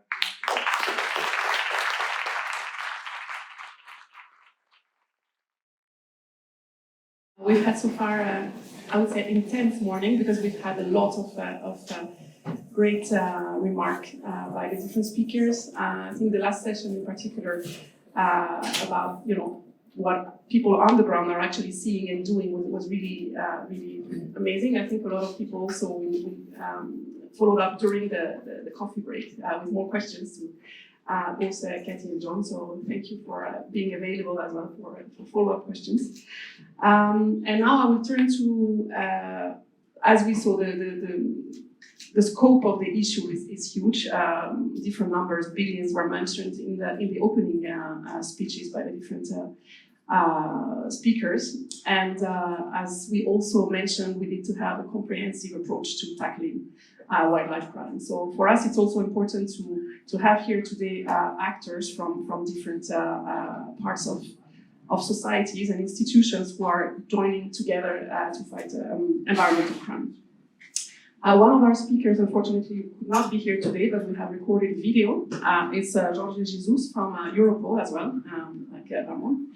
I will be asking questions, and the video has been pre-recorded. And we also have Ilaria from the International Fund for Animal Welfare, who will tell us how the new EU Digital Services Act could also support innovative responses. So the point of this panel is really to show how different actors from different angles are joining forces. I will start with asking the first question to Mr. Jesus, who is not with us today, and the next video will be played. So Europol has been monitoring illegal online trade for a while now. And could you tell us a bit more about the different approaches Europol uses to monitor online illegal wildlife trade? Europol, since analysis project was created, has been targeting the internet as the place where illegal wildlife trade is conducted. In this regard, we have been tackling it in two ways side. By one side, we monitor constantly the internet, and by ourselves, we develop products where we try to find the connections. We try to find the illegal trade, but also the connections that could lead to the identification of organized crimes. After this identification, we construct some intelligence products that are then delivered to countries. In a second way, what we do for the last years is taking part in EMPACT activities, the multidisciplinary platform that Europe uses to tackle organized crime. And this is based on operational actions. One of them is cyber patrolling, trying to find online illegal wildlife trade. Europol takes part on it together with the other participants. That can be other law enforcement agencies, but also civil society. And this allows us to be focused during 1 week with the partners, targeting specific targets of illegal wildlife trade, being able to conduct more detailed reports and the intelligence products with more accuracy, I would say so. And this is basically the two ways that are developed in Europol to tackle the online illegal wildlife trade. You've mentioned the role of law enforcement, obviously, being from Europol, but you've also mentioned cyber spotter initiatives working with civil society. So could you tell us a bit more about the role civil society play in the fight against online illegal wildlife trade, and how important collaboration between law enforcement and civil society is to tackle this issue? The role of civil society is paramount. On this kind of examples, cyber spotter initiatives, other initiatives. For us and for me personally, civil society plays, like I said, a paramount role in the fight against any criminal threat. Law enforcement agencies cannot take this fight against any criminal threat by its own. And an active role to civil society must be given, and we must enroll civil society. Civil society is much broader than law enforcement, and it's this strength that civil society has that must be brought inside law enforcement agencies' knowledge. And this is not my personal opinion. I agree with it, but this is how European Union tackles organized crime and does it through EMPACT activity, as I mentioned before. EMPACT is a multidisciplinary platform against criminal threats. And this multidisciplinarity will not be only inside official and government agencies, but also with civil society being brought together to the same table as law enforcement, as official agencies from the member states, from the European Union, all together, put it in the same space, not only identifying the threats, but also identifying the chances we have to at least mitigate these threats, if not put an end to them. And this is why civil society is so important on this, and this is at what level we agree with that civil society must be brought together. As for the part where we say cyber spotter initiatives, well, for what you've said, it's also paramount. Under the rule of law, all these kind of activities will be welcome to law enforcement agencies, will be a fundamental help in the fight against the illegal wildlife trade. So, and sum up, the cyber spotter activities carried by civil society are, in fact, of paramount, I would say, importance in the fight against the international illegal wildlife trade. Thank you very much, and that really also confirms why EcoSolve is very important in bringing together law enforcement and civil society. We need to have both sides to be able to tackle environmental crime. We need to actually have more sides, and that's also why we are happy to have here a representative from an investigation team at Standard Chartered Bank. It was important to have Himanshu with us today because, as we all know, to fight any type of crime, there is always the question of following the money. The money is always leaving traces which we can track. And Ilaria, as the head of the EU policy for IFAO in Brussels, I have a specific question for you, maybe more EU-centered. As most of you know, we have the EU has recently adopted the Digital Service Act, and which is aimed at regulating online services to create a safer digital environment. Of course, this is mostly for very large online platforms, but at least it's a first step to try to also, to give some responsibility to the private sector as well. Could you tell us a bit more about, first, before discussing this Digital Service Act, could you tell us a little bit more about how you engage as IFAO on cyber-enabled wildlife crime and how its issue specifically feeds into your Brussels-based advocacy on the issue? Thank you. Yes, thank you, and thank you for inviting me today. Yes, this is a priority area of work for IFAO. It has been so during the last 20 years, and we strongly believe that fighting wildlife cybercrime requires specific competence and specific tools. And this is why we work quite a lot to conduct trainings for these enforcement and judicial authorities. And we do so in Europe, but also in Asia, in Africa, Middle East. We deliver these open source intelligence trainings. We also have teams in China and in Europe that regularly conducted this cyber patrolling around to detect species that are sold online, to identify from where they come and which species are the most trafficked ones. So we do investigation on that. Since 2019, we have been involved in a project funded by the Internal Security, the EU Internal Security Fund, together with EMPACT, enforcement authorities, and other NGOs. We work all together to try to build capacity indeed to this training that are delivered to enforcement authorities. And finally, in 2018, together with WWF and Traffic, IFAO created the Coalition to End Wildlife Trafficking Online, that for the first time it was an attempt to put together the industry, so the platform themselves with the civil society to work together to dismantle wildlife trafficking. And today, the coalition counts 47 platforms across the world for a total of 11 billion of users, so potentially a big impact. And we work with the platform not only to detect illegal products and to make sure they are immediately removed from the platform, but also in order to put in place a policy that can prevent the illegal trade online. Okay, thank you very I'm much. sorry, maybe I can add to you a second, because that was how I use it for the advocacy work. Yes, indeed, all the information that I collected through the work I mentioned, it's used to support our policy work in Brussels.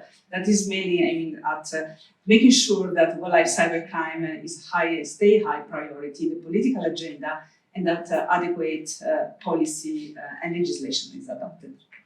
Yeah, thank you. You're mentioning legislation because we've heard about the engagement of private sector, NGOs, advocacy, capacity building, but indeed we need to also have solid legislative frameworks in place that really gives that helps you in doing your work. And in that respect, I mentioned earlier the EU adopted the Digital Services Act, which specifically targets online. Let's say online services. Do you feel that the passing of this Digital Services Act at the EU level will affect the response to online wildlife trade? And is this creating new opportunities? And how do you see it? Thank you. Yes, so we are very excited about the adoption of the Digital Services Act. And because we think this could be a real game changer in supporting enforcement authorities in preventing, detecting, and removing the illegal wildlife online. It could also be a game changer on the role that NGOs and the platform play to fight wildlife cybercrime. But let's start for those of you that are maybe not very familiar with this legislation. So the Digital Services Act was adopted 1 year ago and entered fully into force only a few weeks ago.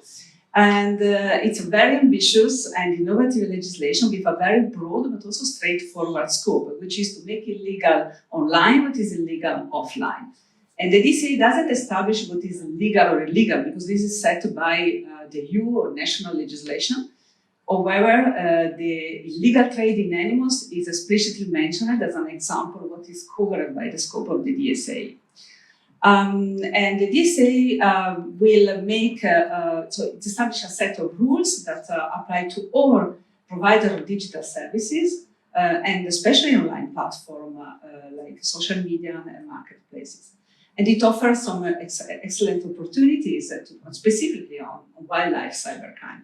First of all, because the identification of illegal products will be easier, because the traders are now obliged to provide clear information that allow the unambiguous identification of what they are selling. They also have to provide a self-declaration that what they are selling comply with the EU legislation, and their ID data for traceability. They also, and the provider of the platform should make its best effort, which is vaguely defined, but still, to verify this information before allowing the trader to offer the product. Also, the notification of illegal product will be easier because the platform are now obliged to put in place a system, a mechanism that allows the very easy and fast notification of illegal products by the general public, but also by NGOs. And NGOs like IFO that has experience in fighting wildlife cybercrime can request to national entities the status of trusted flaggers.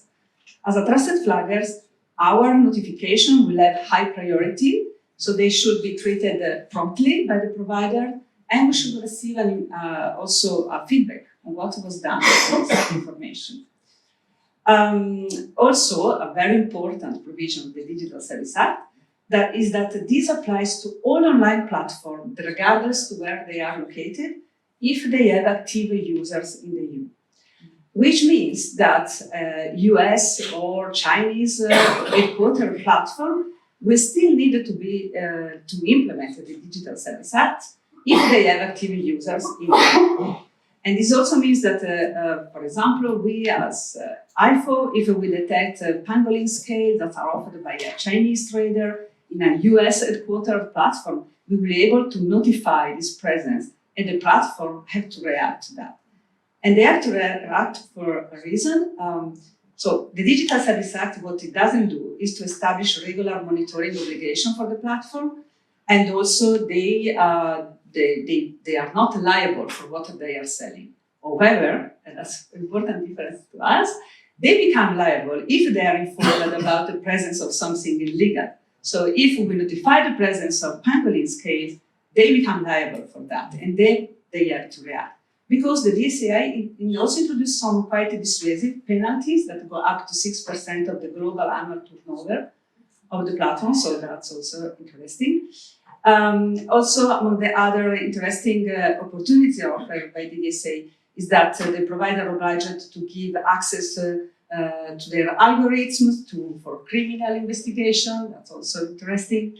It requires to the European Commission and the Member State to work together on drafting a voluntary harmonized code of conduct to address a specific risk like wildlife trafficking. And indeed, the European Commission, DG Environment, already committed to draft some guidance specifically on wildlife cybercrime by 2026 as part of the implementation of the wildlife trafficking action plan. So we are really looking forward to that.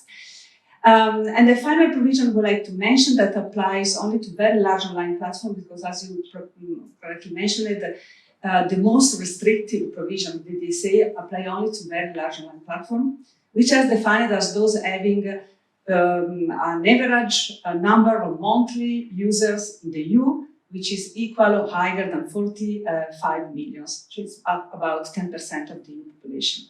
These very large online platforms have to apply stronger, stricter measures. And among them, there's a very interesting one, which is that they have to make a risk assessment to identify systemic risk of selling illegal wildlife products that are stemming from their design and their use.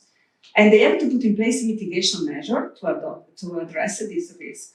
And the trusted flaggers are especially mentioned as being involved. They can be involved in drafting these mitigation measures, and as through training for the personnel of the platform or exchanges.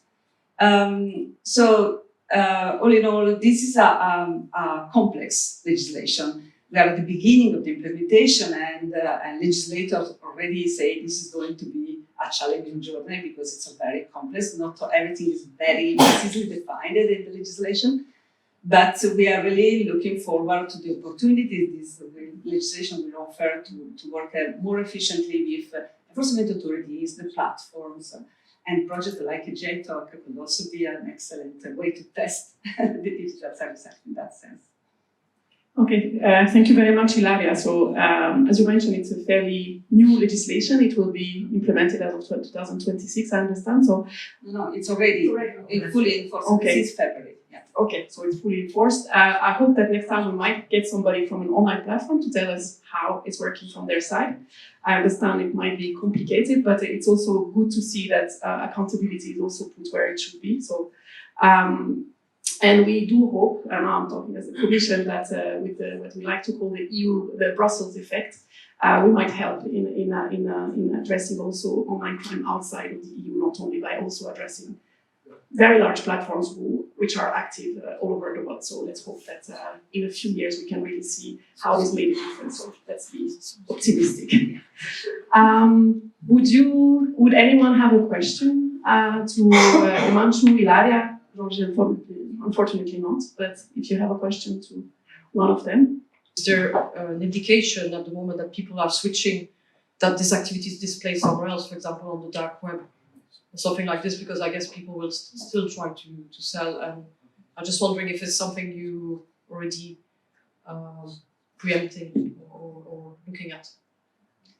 Yeah, as I said, the Digital Service Act is very new, so it's a bit difficult to say already what's happening, what was the impact, and to see that a challenge we are facing when we speak with enforcement authorities at national level is to make it clear that the Digital Service Act is relevant also for wildlife trafficking, because most of the attention at the moment is focusing on misinformation and contrafaction of products. So there's not a lot of attention already on the relevance this legislation has. So we will have to see, but we know that the dark web is also not accessible to everybody, to the large public, and most of this trade and trafficking at the moment happens online because there's literally no control. Everything can be sold, and it's very little that can be done against that. So we hope that the fact that we will now able to promptly not only notify, but have a reaction, prompt reaction from the platform, also from those that so far didn't want really to collaborate with NGOs, will be a game changer on the large scale. And then, the dark web remains a reality, and we will have to see how to deal with that. And that's only the time, I guess, will tell us. Thank you very much again, all of you. We've seen how different actors can contribute, and I'm also looking forward to see. I mean, EcoSolve will last for quite a few more years, so it would be great to see in a couple of years how all of the different actions we are taking, in particular the Digital Service Act, was it effective and how effective it was, and what else do we need to do. But thank you very much for coming today. Thank you. So welcome to this last panel of Including Communities in Environmental Crime Responses. My name is Laura Avila, and I'm the Grants Liaison for the EcoSolve project. So we are delighted to have you here all, so thank you for coming.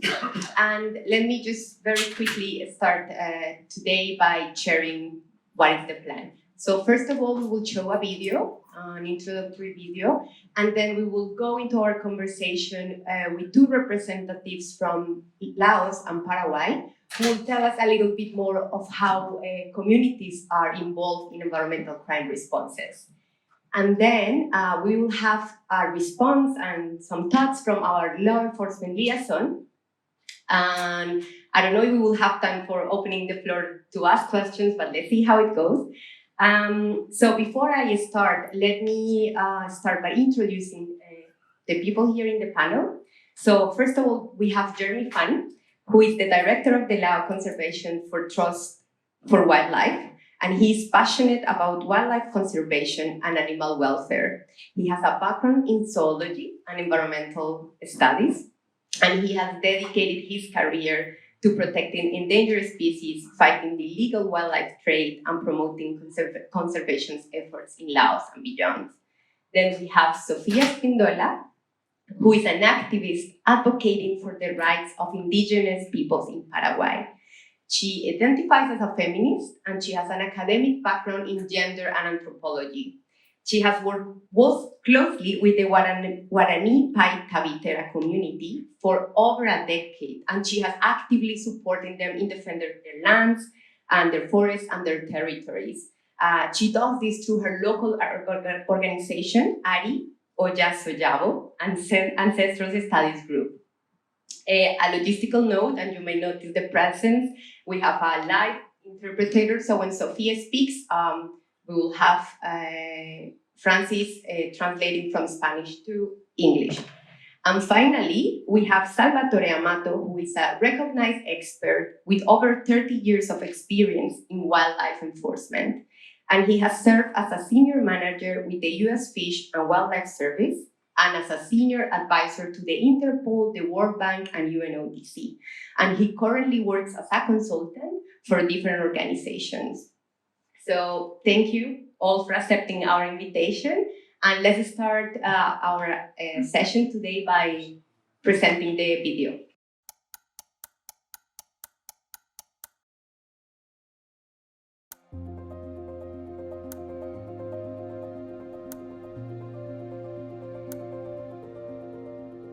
Communities play a crucial role in preventing environmental crime, yet their voices often go unheard. While communities may engage in illicit environmental extraction due to limited income or coercion, they also suffer harassment and threats, and even the risk of losing their lives as they protect the environment and advocate for their rights. Their lives are deeply affected by environmental crime, and yet their valuable knowledge and insights are frequently disregarded and poorly incorporated into responses.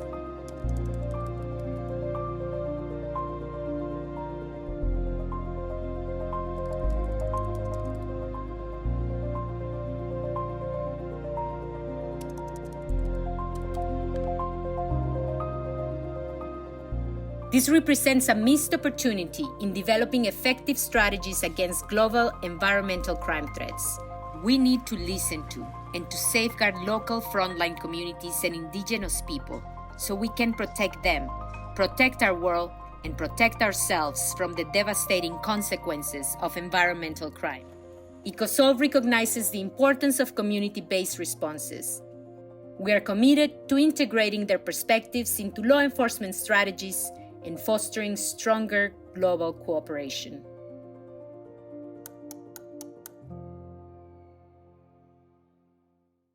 Thank you. So as shown in the video at EcoSolve, we really recognize the important role that local communities have to fight environmental crime and protect resources. Often these communities are the ones living in those biodiverse areas and rely heavily on those resources for their livelihoods. Actually, according to the United Nations Environmental Programme, 1/4 of the world's land is used, and the communities live there, indigenous communities live there. So actually this is one of the reasons why really communities should be involved in those responses. And now to learn more about how this is playing on the ground, I want to invite Jeremy to speak first. Jeremy and I live in Laos, a country that is a hotspot for wildlife trade. So, Jeremy, if you could please tell us about your organization's work and how and why communities are important to combat wildlife trafficking. Thank you. So, as Laura mentioned, we're the Lao Conservation Trust for Wildlife, and we were established in 2018. One of our main missions, of course, is to rescue, rehabilitate, and release wildlife confiscated from the illegal wildlife trade back into the forest. When that's not possible, we keep the animals at our center, and then we use that as a springboard to educate people when they come to visit our center. And that's both local people and tourists. About 4 years ago, we also started the Wildlife Crime Hotline in Laos. So it's a nationally run wildlife hotline crime hotline. That people can call free of charge, and we work with the local government to confiscate these animals. So we collect all the data. We actually have our own database where we collect information about who gave us the tip-off, the type of animal it was, where they saw it, all of that, so that we can then relay that information to the government. And then hopefully the government will then take action, confiscate the animal, and then the animal will come back to our center, where we can work to rehabilitate it and get it back out into the forest if possible. When we started to launch this hotline, and it was actually part of a grant through the European Union, we started to see a lot of feedback from the local community, which we weren't seeing prior to that. So once we got this hotline and started to promote it via social media, which we all know is very big, especially in these developing nations, it's what people use for the news, for everything. We started to see that people were commenting on these advertisements, saying that they were so happy that there's an organization in Laos that's doing this. They didn't know we existed.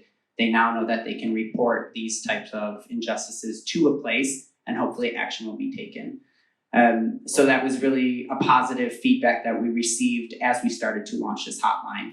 And when we first started to launch it, we saw mainly there were a lot of foreigners that were, of course, reporting wildlife, which is kind of expected, as we're all privileged to learn about the illegal wildlife trade, to learn about the importance of the environment. Where in Laos, that's not taught so much in local schools. So that's something that you kind of realize working in these developing nations, that how much privilege we do have to have learned this in our home countries. And then we also started to do a big education program at our center where people come to visit, like I said, learn about these animals that are not able to be released.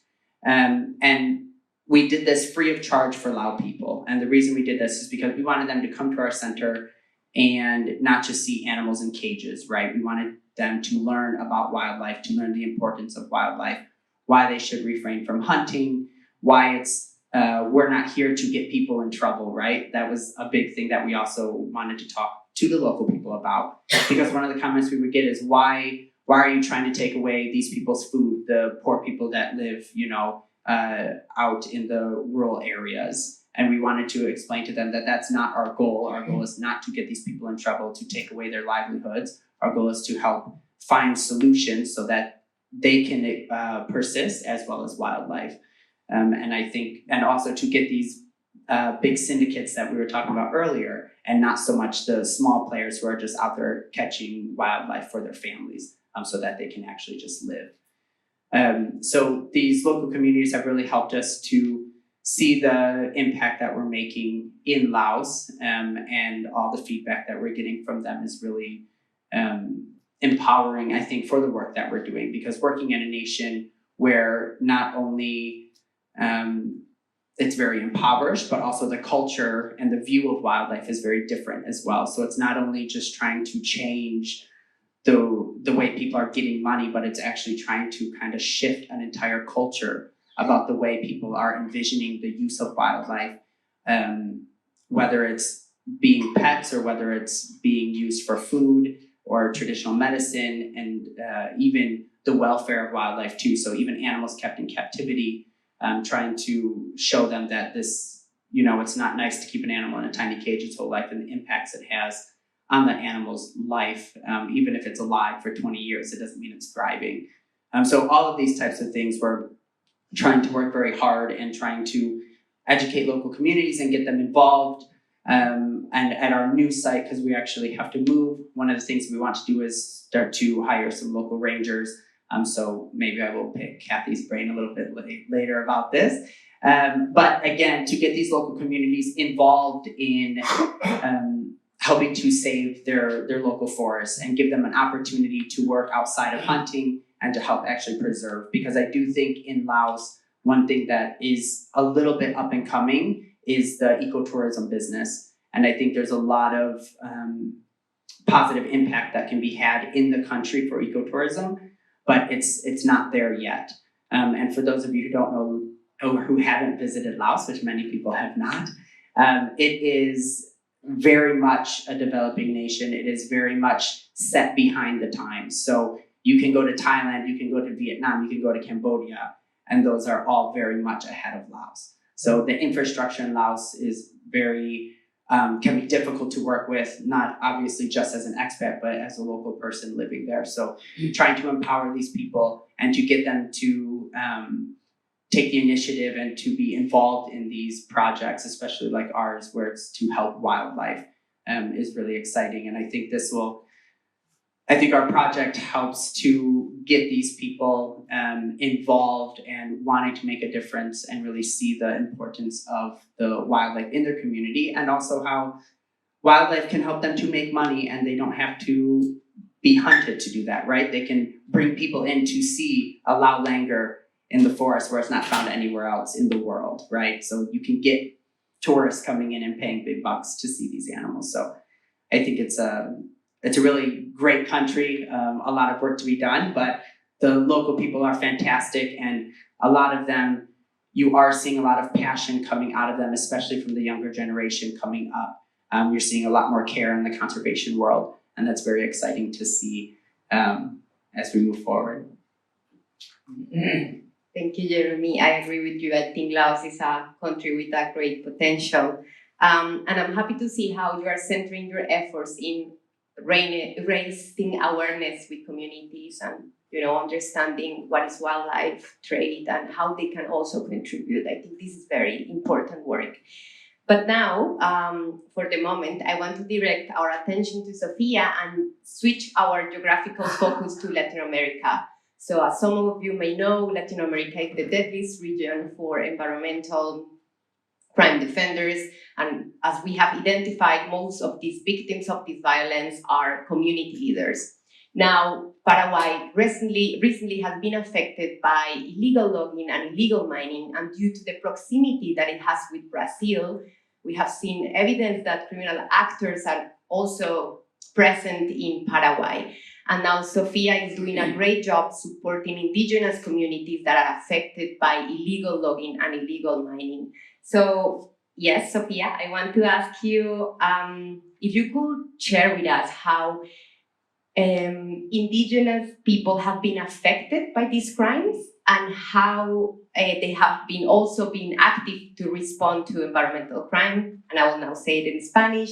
So, Sofía, ¿nos puedes compartir cómo las comunidades indígenas han estado afectadas por la minería ilegal y la tala ilegal y cómo han sido parte de esas respuestas?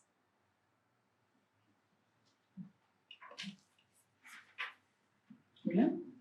Sí. Bueno, primeramente quiero saludar, un saludo especial y muchas gracias por invitarme para participar en este espacio. Para referirme un poco al impacto que está teniendo este proceso de grupos ilegales que están entrando de manera violenta y muy acelerada en los territorios Painta-Buterá, quiero primeramente, brevemente hablar de un contexto que es muy difícil en Paraguay. So, hello everybody, thank you for the invitation.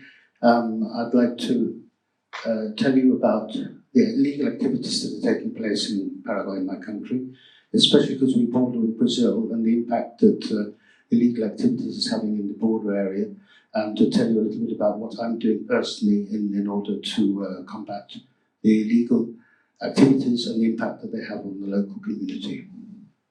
Bueno, entonces primero quiero comentar, ¿verdad?, que la presencia de estos grupos ilegales es de larga data en la región en la que trabajo. Estamos hablando de más de 30 o 40 años que vienen. Primeramente, el proceso pasó por buscar personas que trabajen para los cultivos ilegales, principalmente de la marihuana. Entonces las comunidades indígenas, las madres fundamentalmente relatan que muchos hijos se debaten entre por falta de oportunidades y son realmente toda una red de acoso y seducción para que estos jóvenes entren a estos grupos.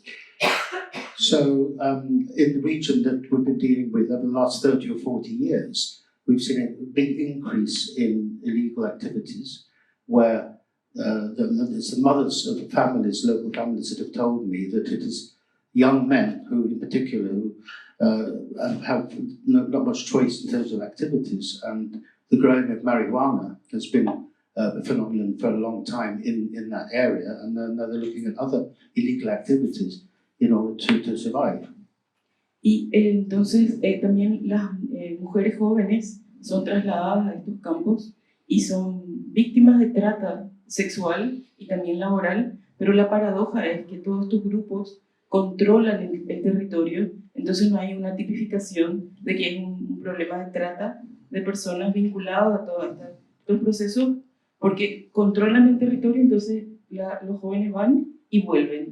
And the illegal gangs who control really the whole region in terms of society, they're involved also in trafficking of young girls for prostitution, sexual activities, and they actually have so much control that they can determine who goes where in the region. Bueno, y la paradoja de todo eso es que en ese proceso previo, digamos, a la ilegalidad, hay un contexto de empobrecimiento y de vulnerabilidad de las comunidades. Y en ese momento las políticas, las acciones, las medidas no son activadas de manera temprana, y entonces después todos estos jóvenes pasan a ser ya tratados como criminales también, cuando fueron en realidad victimizados, y son grupos históricamente victimizados a los que realmente después se los trata como parte del problema y no se los acompaña de manera preventiva, ¿no? And in this region, you've seen the phenomenon of poverty, extreme poverty, and the young people who get caught up in this, who don't have any alternatives, they start out as victims of the process, but they end up becoming involved in the criminal activities of these illegal gangs, and it's a kind of vicious circle, really.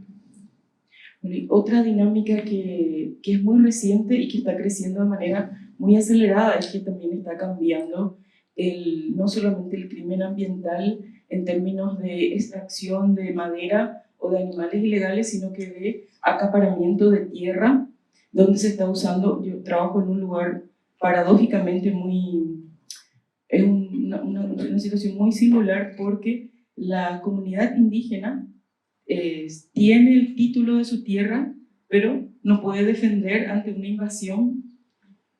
And there's also the phenomenon of a land ownership, where the local people actually own the land, but the land has been taken over by the illegal gangs who are involved in illegal logging, and taking away the livelihoods of the people whose land that they're now occupying. They can't do anything about it.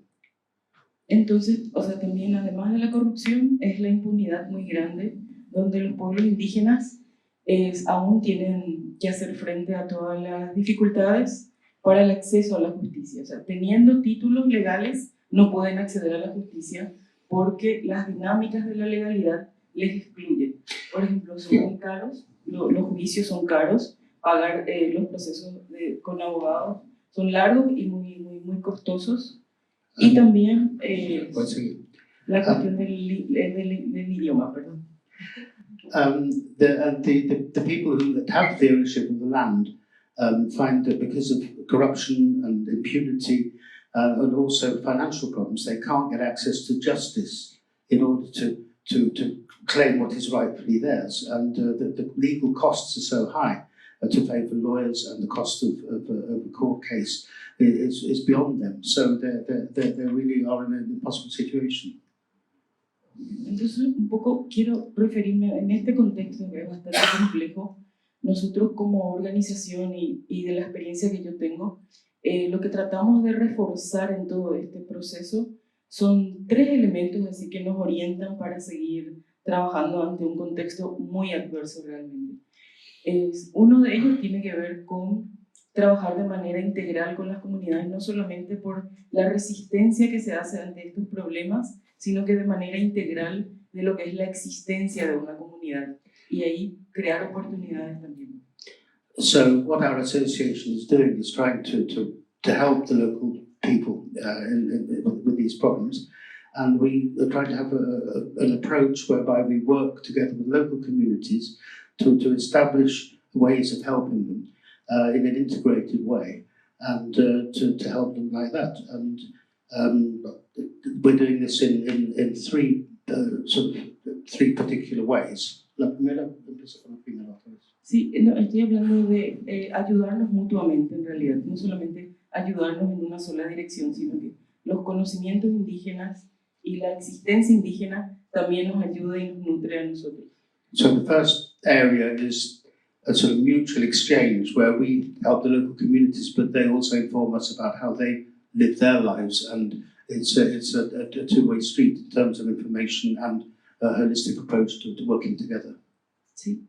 Estamos, por ejemplo, hablando de conocimientos indígenas que son ancestrales, que tienen que ver con una comprensión del bosque que es sumamente importante, ¿verdad? Hay un lenguaje con los animales, hay un lenguaje para la medicina, es todo un proceso realmente que es importante valorar. And there's an important knowledge aspect of it that's based more on language, and there's a language of the forest, language of animals, and they're aware of this culture themselves, and they share that with us, and it helps us to communicate and to establish ways of working together.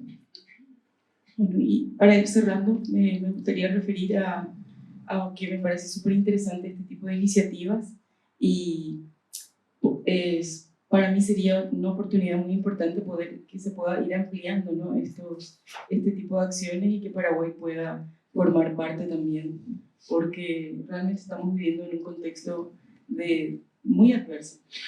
And just to conclude, I'd like to thank you for this initiative of the EcoSoft project and hope that Paraguay will be able to benefit from aspects of the program as well, because we are living in a very difficult situation and have been for some time, and we really need the help. Thank you. Thank you, Sofia. Gracias, Sofia. Thank you for sharing the important work and also to remind us of the differentiated impact that environmental crime and organized crime have on different on people. And also it is a great value that you are doing a lot of work in community resilience. That is also very important for us. So now, with all this said, Salvatore, I would like to, with all the experience that you have providing advice and in the wildlife law enforcement, I want to hear your perspective on what just Sofia and Jeremy share now, and if you could provide us with an additional example of how you have seen communities involved in law enforcement initiatives. Thank you, Laura. Immediately from hearing from Jeremy and Sofia, what occurs to me is that when I, as a law enforcement practitioner involved in trying to address wildlife crime and trafficking, I immediately think, when I think of communities, as engagement around protected areas and trying to get communities to help protect the resources in those areas. But what occurs to me when I hear from Jeremy and Sophia is that community engagement is a much broader effort.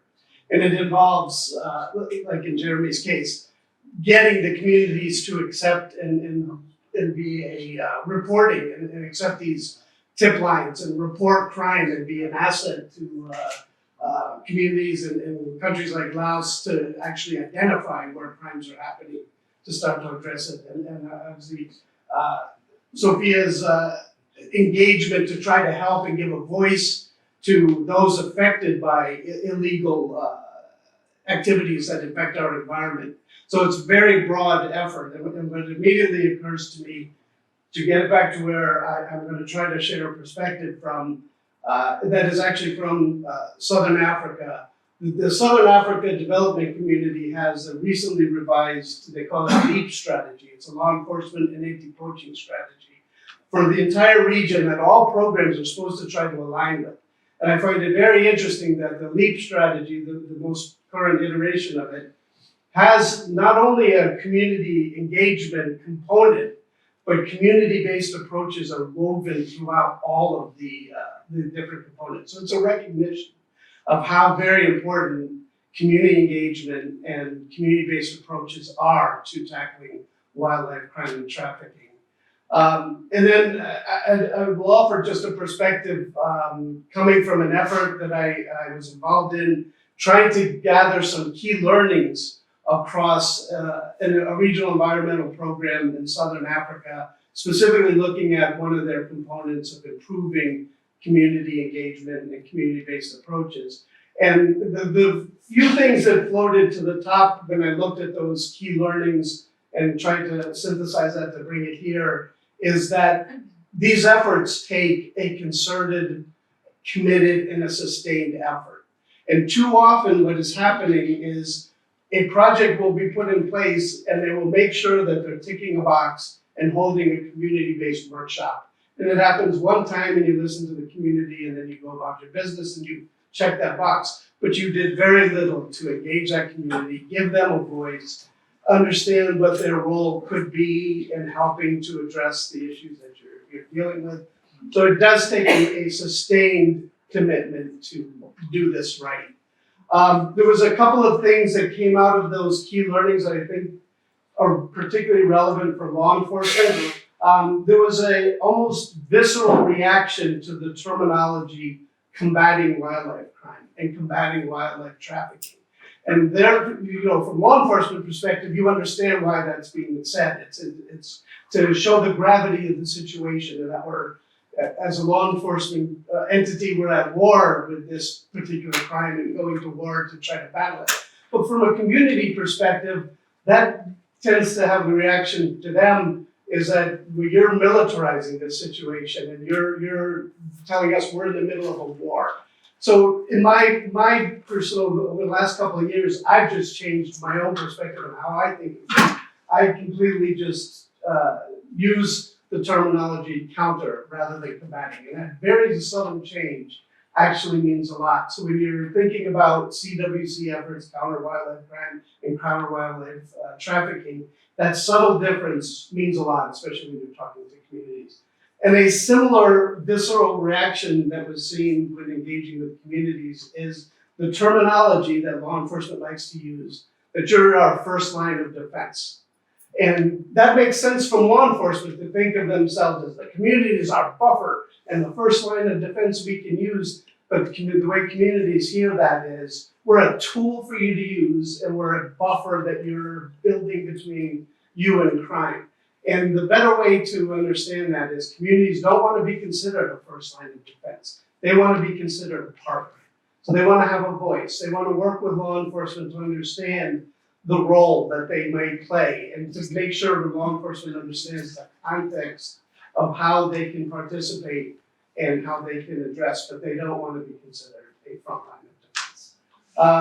And then the last thing I just wanted to mention is some of the commitments that happen with regards to community engagement Well, again, because I don't want to preempt the question that I know Laura's going to ask, but is that sustained commitment is very important, and I'll leave it at that. Thank you, Salvatore.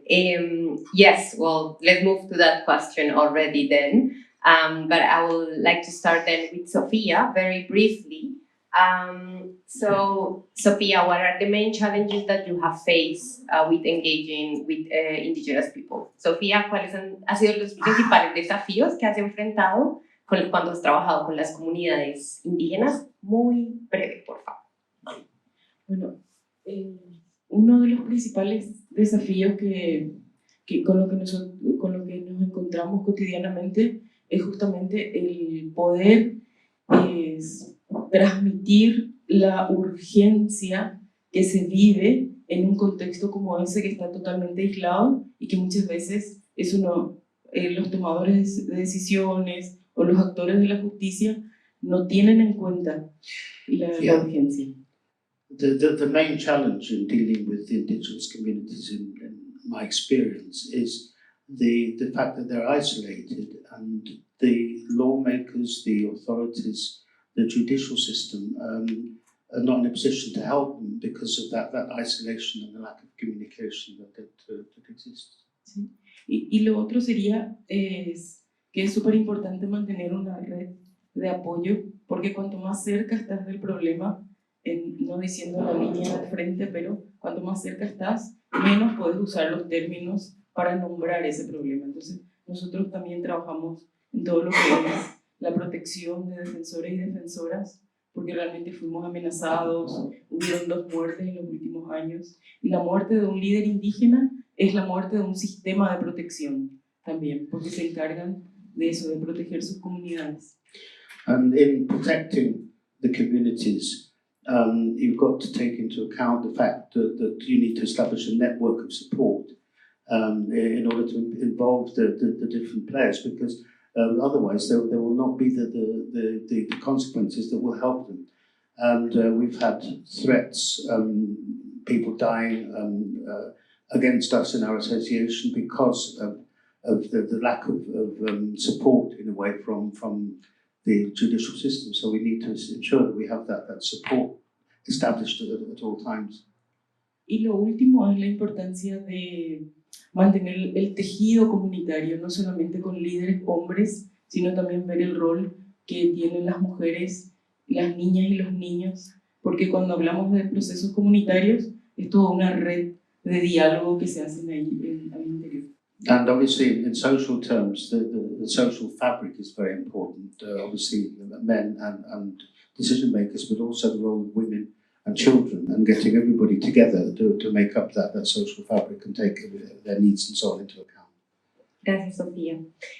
Jeremy, the same question for you. Tell us briefly your main challenges. So I think there's a couple different categories for our challenges as LCTW, but the first one I'll speak on has to do with the community. So in Laos, there's about 160 recognized ethnic communities that make up about 50 ethnic groups. So when you have that many different types of communities, you're talking about different cultures, different languages, all of that. So how do you make the effect to each of these different communities, and how do you understand what these communities believe or even their language, and how do you reach out to them and be able to get in touch with them? So that's one. And then on the other side is, of course, the complication that comes with working with the government, and I think the passion that individuals lack, and how to instill that passion in some of our government partners so that action is taken in some of the situations that we have. I think there's a lot of action to be had in terms of like confiscating wildlife, which is a big part of what we do. And I think a lot of it has to do with the lack of passion within individuals that are in the workforce, which is something that I think maybe many of us face, and maybe a constant question of how do we solve this? How do we get people interested? Especially when salaries are not high, especially when there's not the motivation to, as someone mentioned earlier, thinking kind of globally instead of just like my family needs to eat today. something like this. So how to instill passion in people, I think that's a big challenge, which can be an exciting one because you want people to be excited about the stuff you're excited about. I could talk about animals all day, of course, but the reality is that's not everyone's reason for working in the job they do. So that's a big challenge that we're facing quite often. And then, just access to resources, I think, as well. So as I mentioned, Lao is quite behind the times in a lot of things. So giving these resources to local communities, providing them with information, giving them access to environmental education, which is just not really taught that much in local schools, which is where a large majority of the population, of course, goes. Or children don't even finish school because they have to help with the family business, whether it's farming or whatever.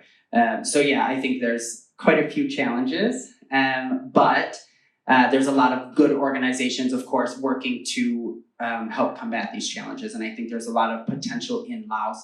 And I think sometimes it is a bit forgotten because it's kind of just stuck in the middle, landlocked country. But it is a very important place for wildlife trafficking, as it is a highway basically for wildlife to move through.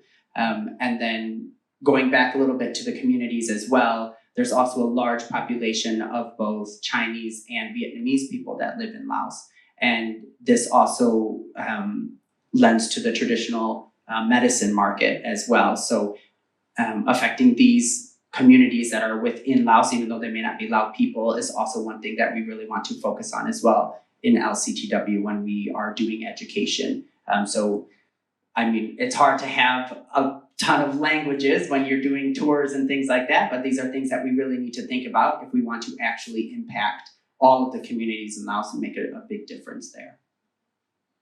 Thank you, Jeremy. And to close the space, Salvatore, now you can please tell us what would be the advice or lessons learned that you will share with law enforcement officials to better integrate communities and their perspectives into their responses. Thank you. Yes, looking across that particular effort in Southern Africa, there were some very, very good examples of successful community engagement in some of the countries and some of the areas down there. What they tended to seem to have in common was, again, along that vein of commitment and sustained effort, they actually started that very early. So what was very key that I saw was this concept called co-design. So when projects are going to work in specific areas, to bring, don't plan on, we're going to engage with communities, halfway through year one of the project, but bring them in on the actual design of the project and the design work, and start to build that trust and that relationship that is going to be needed across time to make these efforts successful.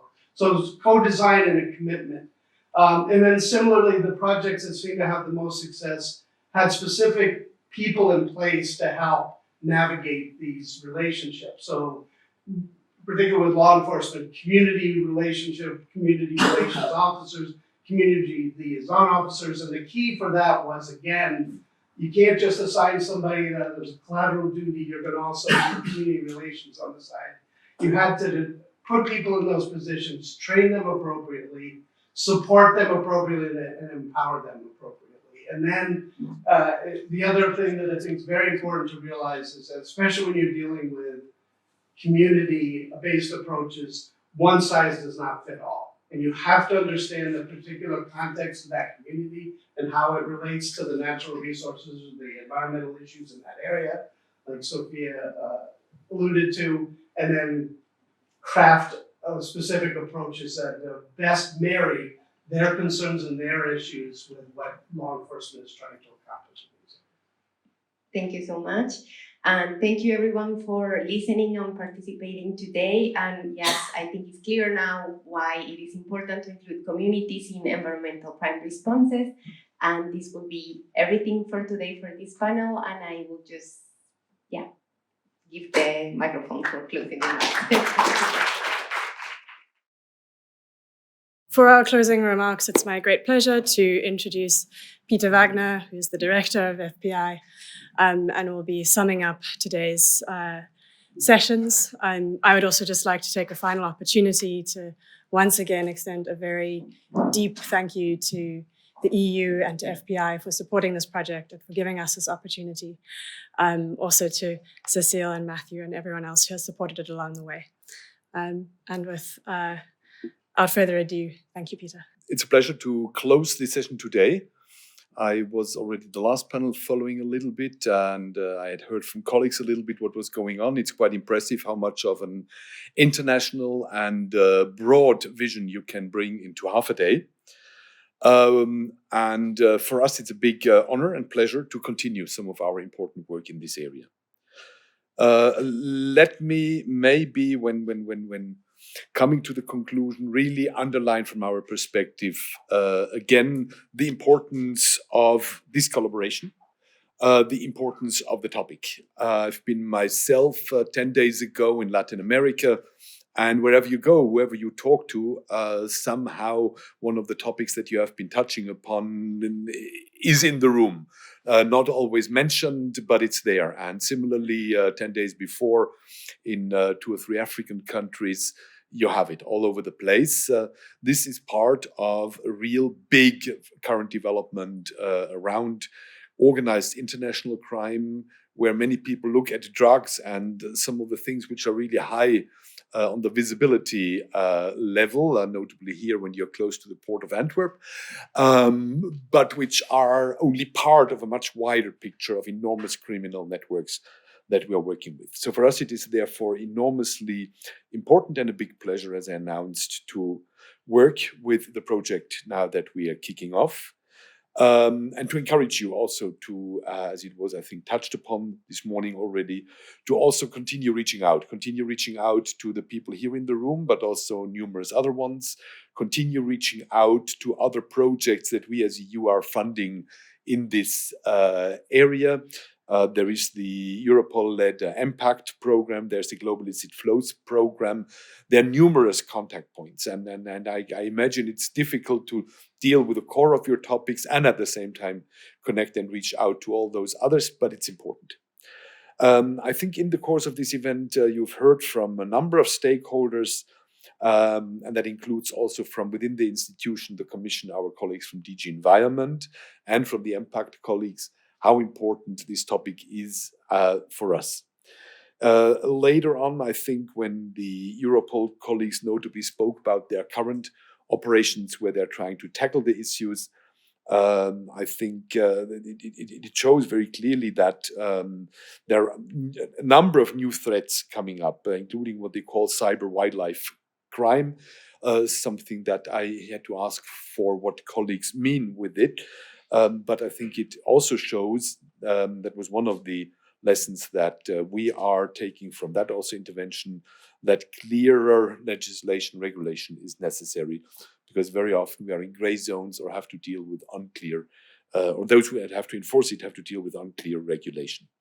That is very important. Then there was, and that is what I think underlines this wider picture, there was the financial sector talking here this morning and making the links. And I think that is very important, because you can't combat these days the illicit global flows if you're not able to also work with the banking sector and allow them and encourage them to stop whatever they can stop.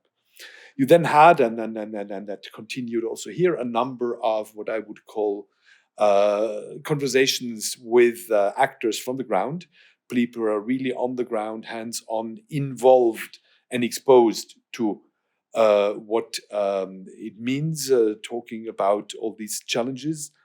I think we got a bit of an idea of the also risks under which many of these colleagues are working, are operating. But also I think the practitioners could hint at or could very clearly show areas where improvements are possible from our sides, where we are really missing opportunities to close gaps and to stop certain activities. I think this is very important, because it's on the one hand, of course, for us being able us meaning as a community in the wider sense, being able to spot and identify the areas where we can intervene, where we can do something, but also in the exchange, and that's why projects like this one are so important for us, to find innovative ways of dealing with these challenges. The other side, if I put it like that, is always trying to be ahead of us technologically. We have to catch up, and we have to try even as often as possible to be ahead of them. And that is where we really hope that EcoSolve will help us in developing exactly these kind of innovative actions, bringing new technologies in, but very often it's not technologies, it's also just the methodologies, the approaches that you choose, and connecting really now in a meaningful manner all the wealth of local experience of which we got an idea in the seminar with the work that we as regulators and others have to do. Connecting all those dots, I think, is another important part in the work. We are very happy to have GI-TOC as an implementing partner here. You have already an enormous background and wealth of experience in this area. You have the reputation of being innovative. You have a number of good reputations that we appreciate, and that made it for us very good to bring you in. And that includes that you have the reputation of being able to connect very diverse stakeholders and really extract the best from all of them, which is not always easy, because sometimes these groups talk to each other but don't understand each other. And I think that your help there in a very challenging context, in a very challenging environment, is highly important. Very important from our perspective. I can't go anywhere these days without, of course, saying we are, like all our international partners, facing budget cuts. And the question, this is, I would not yet call that existential or dangerous, but what is growing is the pressure for all of us to demonstrate the impact. And therefore, for us, it will be very important also from this project, not just to get a series of workshops and meetings and whatever you have, that is part of it. But at the end of the day, we need real outputs, outcomes, and we would like to have impact visible. That is something where we, as a European Commission, but many other of our, as I said, member states, organizations, etc., have to do. We have to demonstrate that vis-a-vis them. And that is where I really hope and wish you all the best for bringing together all the diverse stakeholders. I think you have a good part of them in the room, but there are quite a few more. Looking forward to you generating ideas for solutions, generating impact, and having a good work. Thank you very much, and have a good day. Thank you.